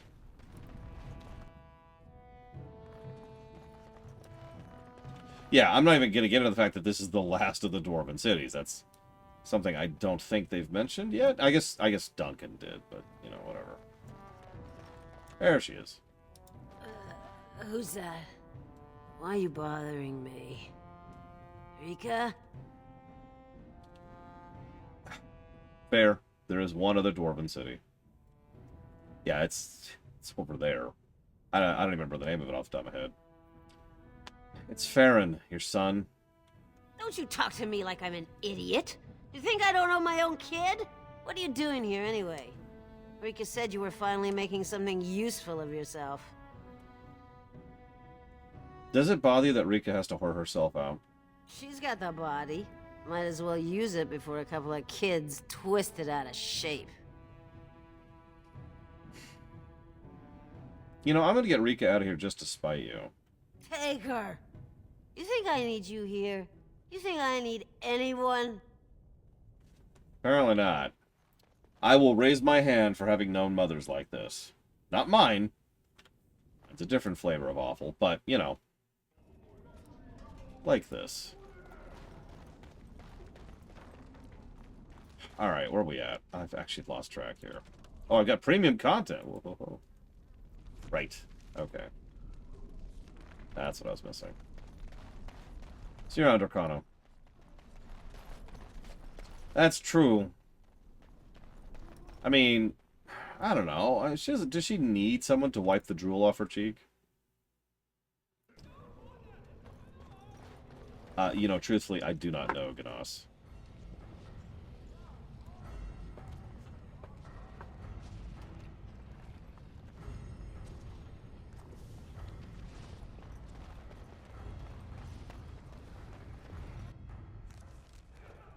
The ancestors were smiling on my bets today. Another round from the house. Oh, also, I mentioned the other Brickwork positive. Well, I hope you enjoy it, because this is it. Not this room in particular. Here, let's go show it off briefly. This. Orzammar in general. There's the styles of it, the angles, very angular, very stone-shaped. It's all brown, but it kind of works. And there's some good accenting and good usages of color. I do wish the lava was a bit more red and a little less, you know, brown, but I'm with it. I actually enjoy Dwarven architecture quite a bit. I was just thinking about it in here because everything about this place screams Dwarven architecture, even just down to the basic rune carvings on the wall as little tidbits and detailing. So this is why Orzammar is probably the other plus to Brickwork.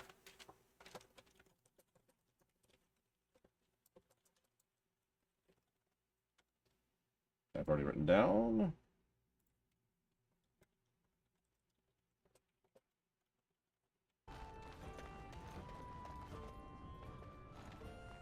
Hey, I was saving that seat.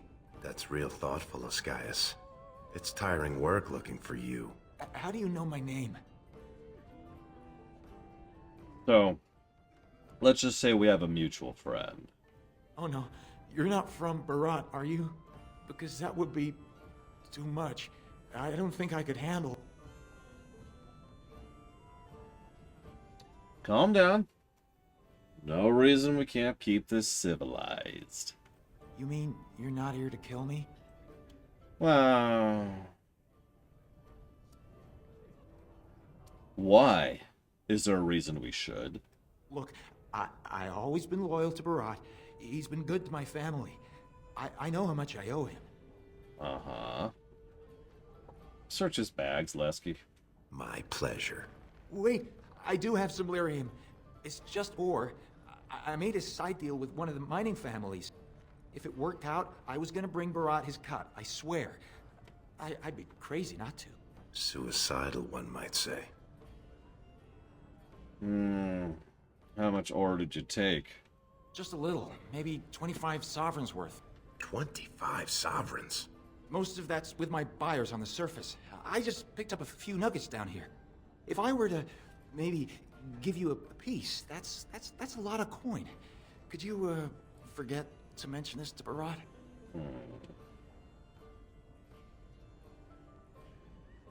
Who have you been selling to? Surfacers pay good coin for lyrium. Mages up there, they use it for their spells. Smiths use it in enchanted weapons. I just took the money and ran.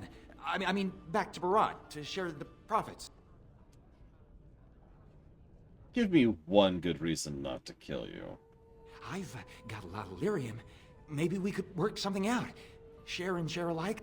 I don't got any coin myself.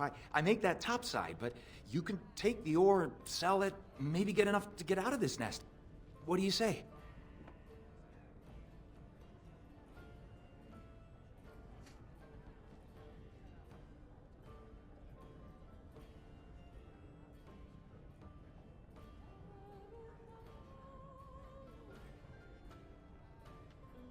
Yeah, no kidding. They build buildings to be even further from the surface. Could you imagine wanting to be further up in the sky? Yeah, we'll try it. I got buyers up top who'll take me down fast if I turn up empty. Please, I can give you one nugget. That's a lot of silvers. Fine. I'll take it. Are you breathing smoke? Barat will kill you if he catches you with his lyrium. What, you think I wouldn't share it with my best friend? Well, that's a whole other story. We need to sell it before we go back to Barat. And to someone who won't run to him. Tell you what. Cut me in 50 and we'll go to Olinda. She's a merchant. She likes me and refuses to work with the old man. Done. Then what happens to me? I would strongly suggest you go to the surface and not come back. We'll have to tell Barat he's dead. If he ever finds out... He won't.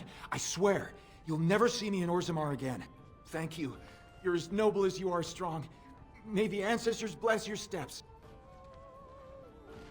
Yeah, speaking of which, I'm going to jot down a positive for dialogue, for just dwarven dialogue. It's smart. It's tightly written. I like it. I should also mention that I love the dwarves in this game in general. I always have. Even with the first playthrough, you know, the one where I hated the game, the one part of the game I liked was going through the dwarven segment. Was that smart? If Barat finds out Oscaius ran, he'll kill you. He'll kill me. He'll make you kill me, then yourself. Then he'll probably stew us and serve us to the poor. Too late for regrets. He's already halfway to the surface by now. We should sell this quick and report back before Barat starts wondering what's taking so long. Unless you think we should give it all to Barat. No, we're keeping it. Wait. Actually, we'll sell one. We'll tell Barat we found one on Oscaius. He'd probably buy that. If he knew what Oscaius was hoarding, he wouldn't have sent us to look, right? Unless he was testing us. Stop worrying and point me at this merchant. Then we better go find Olinda. She used to give me crust over a week's end loaf when I was little. She's got a soft spot for me. And she hates Barat. Whew. You should hear her go on about how it's blackmail to pay protection money and the castless deserve better. She's got a stall in the Commons not too far from Tapster's. She'll give us a fair deal and Barat won't hear about it. By the way, in case you missed that, that was another bit of good exposition. A casual mention of someone giving you the crust off of bread that's been laying out for a week. You know, week-old bread, or weekend bread, excuse me. And saying that in a fully positive manner. As in, oh, thank you so much, and being legitimately happy about it. Like, this is the person that he's in good with. Think about that for a second.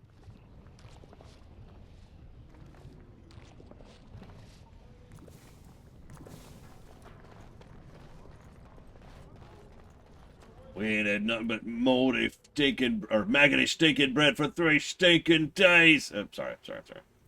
Wrong setting. I would say these are probably my. I don't know. These might be tied for my favorite orb. Dwarves in fiction. Thank you, Lord Harrimont.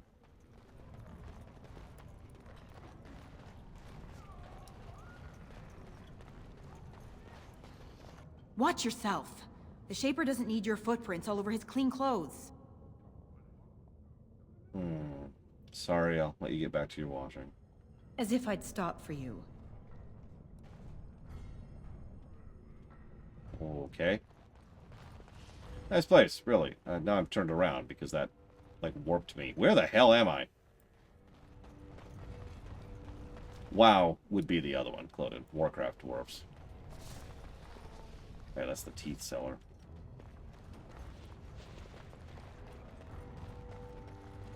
Lesky, you old scamp. What are you doing here? Trying to charm me out of another set of ribbons for your girl? Trying to talk you into being my girl, Olinda. You know my heart's breaking for you. Don't you go saying that around my husband. Who's your friend? Baron, pleased to meet you. You're welcome to look around. I'll slide on the markup since you're Lesky's friend, but I can't give anything away for free. Actually, we want to sell some lyrium? Well, that's not what I was expecting to hear cross those lips. Where exactly would someone like you pick up lyrium? It's funny you mentioned that, Uthor. Someone mentioned earlier today, why are all dwarves on the way out in a dying civilization? And my first thought was, well, Warcraft dwarves are doing okay. But I think they're the only exception. Anyways, what do you think? I think that's probably something I should never know. Didn't I tell you she's a gem? How much do you have? One nugget. I can give you 30 silvers per nugget. Only 30? It's less than it's worth, I won't lie to you. But the market for it's topside, and that won't be easy for me to reach. And I'll have to find a buyer who won't ask where it came from. For that, I can't afford more than 30. Who is this actress? She sounds extraordinarily familiar. Because we have it, and the folks topside need it.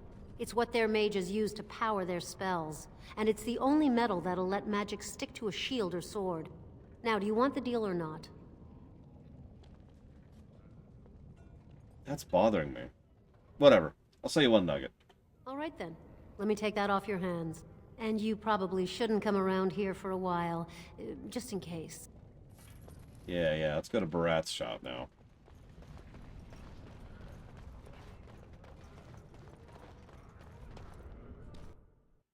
The king is old.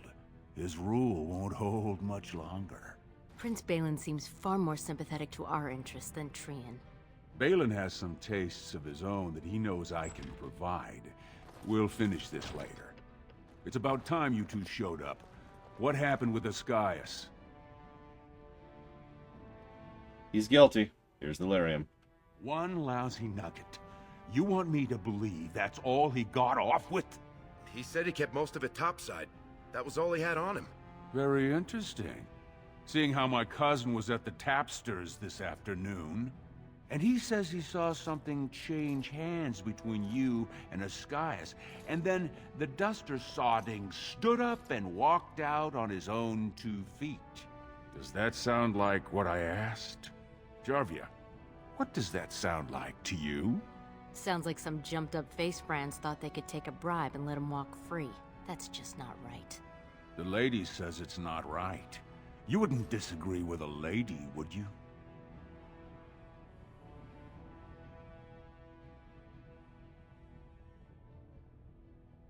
I'm not stupid enough to kill Ascaius in public. Right. I mean, no one's gonna say spit to you, Barat. But we can't move that free. We needed to get Ascaius somewhere private. We took him to the lava sinks behind the mines. You won't be seeing him again. You think I'll trust you over my own blood? This one's been thinking to defy me since the day we met. Thinks he's got some big bridges to fill, but there's just not much there. You're both on loose sand with me, but I'll give you one more chance. 1 job. Alright. What do you want, boss? The Warrior Cast is hosting a proving today. All the best fighters, last man standing, you know the sort of thing. They're showing off for some Grey Warden who's looking for candidates to drag off to a life of eternal glory. Now, it's not often we get every named fighter in Orzammar lined up like that. And I have certain acquaintances who take an interest in this sort of thing. Alright. You want me to enter... Oh, hang on. Hold up. Rewind. Why would the Grey Wardens be there? Topsiders see a couple of Darkspawn, they start crying and running to Papa Orzammar. They know dwarves are the best when it comes to Darkspawn, so they're here to recruit a couple of bodies to prevent another blight. Because why should humans have to live with what we get every day? So you want me to get their attention to the proving? Are you out of your big hollow skull? No Brand's allowed to hold steel in the proving ring. It would be an insult to the ancestors. Not to mention the conceit of the Warrior Cast. I just want you to make certain the right man wins. There's a lot of coin to be made when people get the fever up. Favorite fighter's an officer named Minar, veteran of 4 Darkspawn campaigns. Everd's a long shot. Just got back from a deep roads offensive. Some young buck who has all the ladies drooling. I've got a lot of money riding on him. Mine and other people's. I expect to see that 8-to-1 pay off. Understand? Alright. The fight only gets announced to contestants themselves to prevent illegal gambling. So first, you'll have to find Everd, see who he's fighting and when. When the name Minar comes up, I want you to slip this drug into the bastard's water. It'll slow his reflexes, just enough to take the edge off, not enough to show. But it wears off quickly, so don't use it until just before his fight. Alright, let's go. You bet you will. Here's your pass to get on the grounds. The proving starts as soon as the clock strikes. And when I say I have coin on this, I'm not talking about some pittance, like the value of your life. If I don't see Everd's name on the winner's sheet, you'd better make sure I never see you or your sister ever again. Cool. Good talk. Anyways. Huh.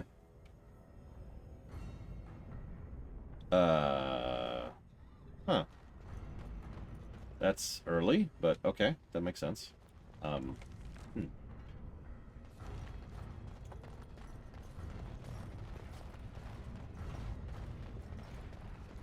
So I'm gonna have to chop off early today, apparently. So let's scooch forward for this a little bit. Turn around, Brand. No castless on the grounds. I have a pass right here. Looks legitimate. Go on through, then. But stay to the trenches. Grey Wardens don't need some eyesore getting between them and the fighters. Thanks.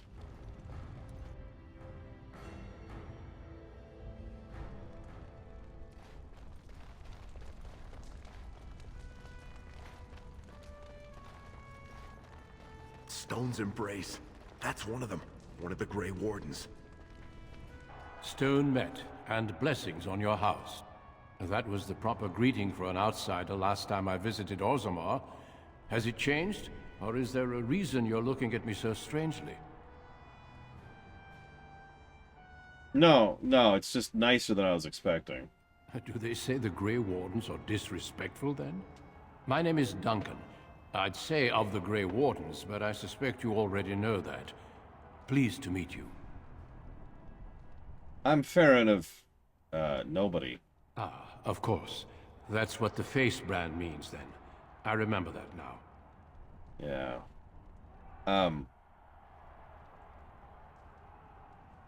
Yeah, you can have me arrested for harassing you.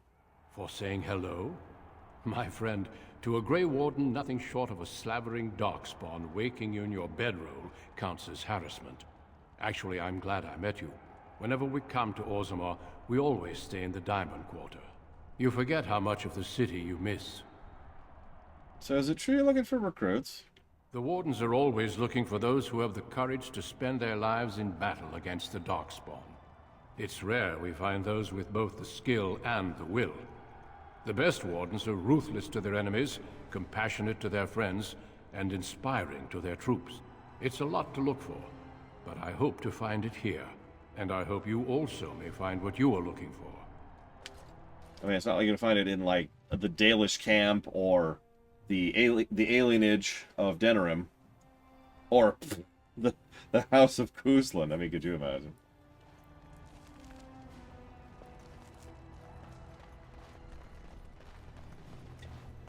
But yeah, they,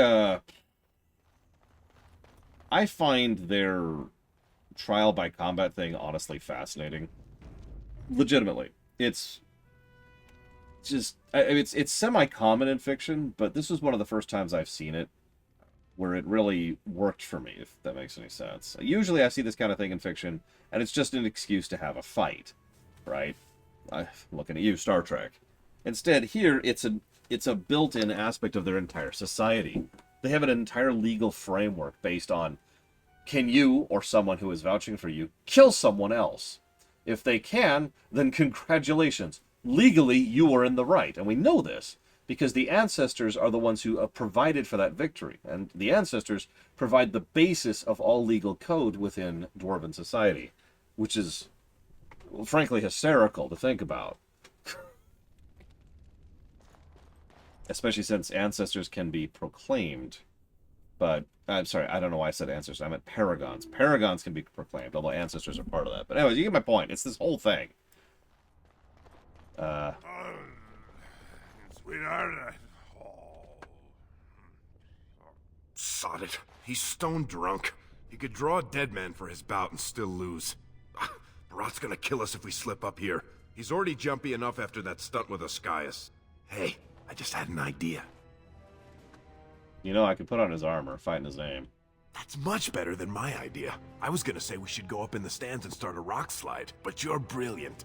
You'll be Averd. You'll go out in his armor, keep down the visor, and fight in his name. He wins, Barat wins, everybody wins.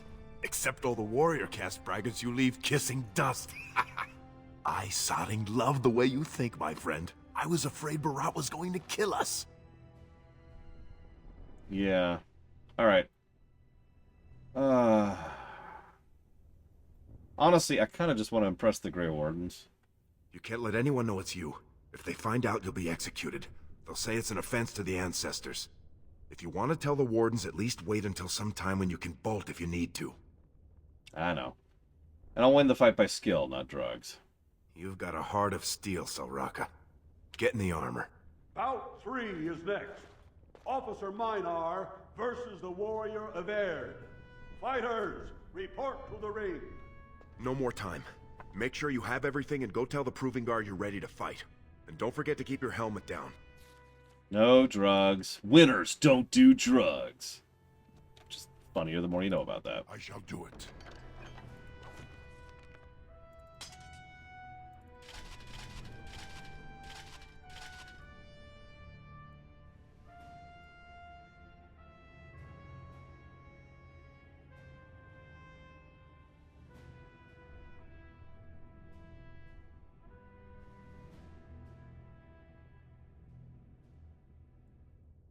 I do rather legitimately like most of the Dwarven armor, while we're on the subject. I don't like a lot of the armor in this game.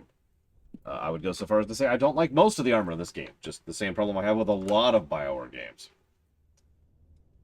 But I like the Dwarven armor. Huthor, it's fine. No, okay, okay.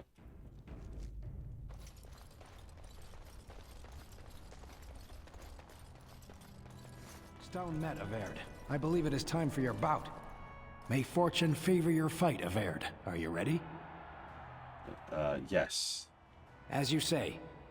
This is a glory proving, fought under the watchful eyes of the Paragons of Orzammar, for our honored guests, the Grey Warden. The warrior Averd, son of Galton, will fight Officer Minar, survivor of the battle at Kar Ellerin. You honor me with this fight. May the stone show the boldest heart through the strongest arm. For the honor of the Grey Wardens. First warrior to fall is vanquished. Fight! Ladies and gentlemen of the arena, welcome! All hail the victor from the blue team.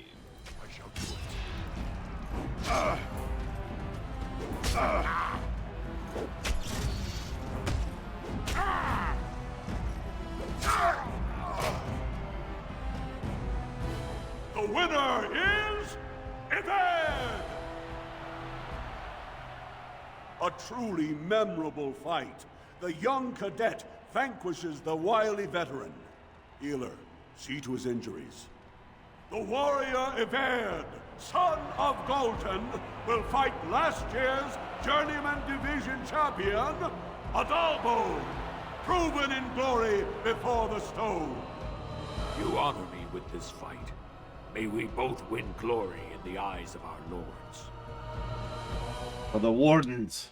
First warrior to fall is vanquished. Fight!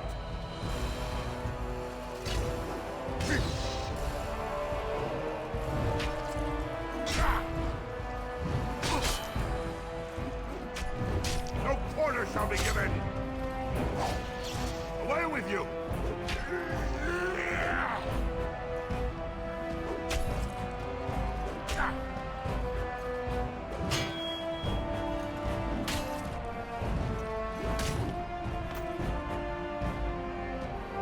The winner is Eved! The ancestors have withdrawn their blessings and embrace a new champion on their field. The warrior Eved, son of Galton, will fight Lenka, silent sister in training. She has made her vows, but not completed her blooding. Will she be accepted into the legendary order? That will depend on her performance today.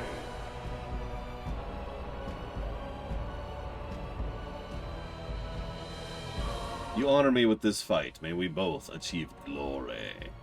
First warrior to fall is vanquished. Fight! Yeah, the background reminds me of Diablo 2 imagery. Game. Game. Game! There we go. Enough! I'm completely okay with their decision to use non-Scottish accents. I don't despot. I don't want to give any aspirations to the proper dwarven accent. I'm rather fond of it myself. But I have to admit, it's a nice variance. It also helps to add to the fact that, in my opinion, these are a nice variance in general from your typical dwarves. That's because they're actually drow, not dwarves. But, you know, that's its own thing. The winner is Eved! Lenka went to the stone without a sound, as befits her vows. But it wasn't hard to see the blood that was spilled. Eved will advance to the final bout to determine the true champion of the ring against... What? Time out already? Hey! That's my armor! How did he get in here? Who are you? How dare you disrupt this sacred... Wait, I know that man. That's Eved. Then what imposter did I fight? Remove your helmet, warrior, and let all who watched you see your face. No.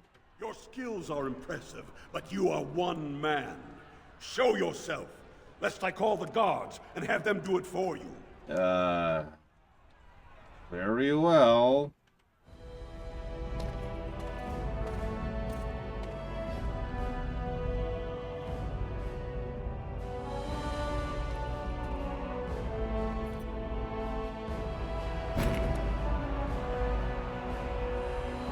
Here's where the branding is kind of important.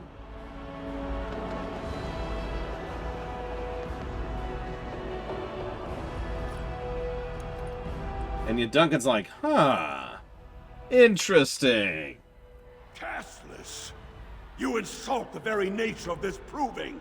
Guards, take this filth away. Hold your man, I pray you. This warrior has defeated the best you have to offer. Is that not what this proving is for? We are honored by your presence, Warden, but this proving is not solely for you. There are laws which have governed this arena for 1,000 years. This man is no warrior. He is casteless, rejected by the ancestors. His very footsteps pollute the stone. He has no place here. Except as your champion. Now you think, oh wow, Duncan really cares about equality. No, Duncan really cares about killing Darkspawn.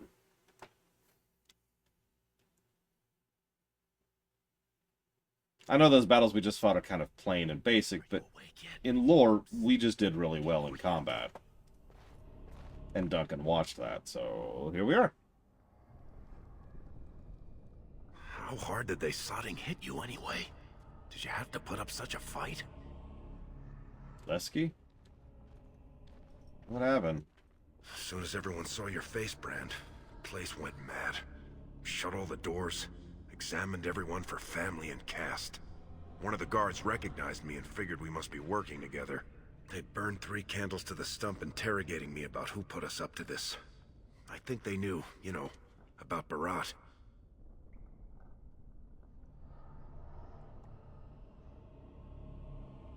Fair, Evo. I don't want to cast aspirations against Duncan. It's just, I think Duncan has higher priorities. So what's the sentence for ridiculing the entire warrior caste? Public whipping, loss of your left hand for stealing the armor, loss of your right hand for befouling a smith's work, public flaying for impersonating a higher caste, and if that doesn't kill you, they'll put you to death for polluting the proving. That Grey Warden suggested exile, but it didn't seem like anyone was listening. And yes, we'll find his corpse here later. Our corpse here later. So, we need to get out of here. You think I didn't look for a way out? Rika's not the only one in danger here. They could kill us. But these cells are built straight into the wall. And they confiscated all my lockpicks. What's it look like on your side? You see any way out? Good, you're awake. Barat will be glad to hear that. Jarvia, what are you doing? You caused a lot of trouble today. Barat lost 100 sovereigns for Lord Volney. The entire proving was declared invalid, and the Assembly already called for an investigation. You can't imagine the state Barat was in when he told me to get you. Oh. Yeah, did you notice that, by the way? Thank you for pointing that out, Jay, in the notebook. Duncan was already planning to recruit us, and suggesting exile is a convenient way to do it. Now he just has to go through more hoops. So, let me... Hello? Okay. Let me talk to Barat. I can explain what happened. All he needs to know is that you exposed him before the entire warrior caste. Now they're asking questions, and as long as you have tongues to answer them, you're a threat. Enjoy your last night together, boys. Barat will be by soon to make sure you maintain your silence.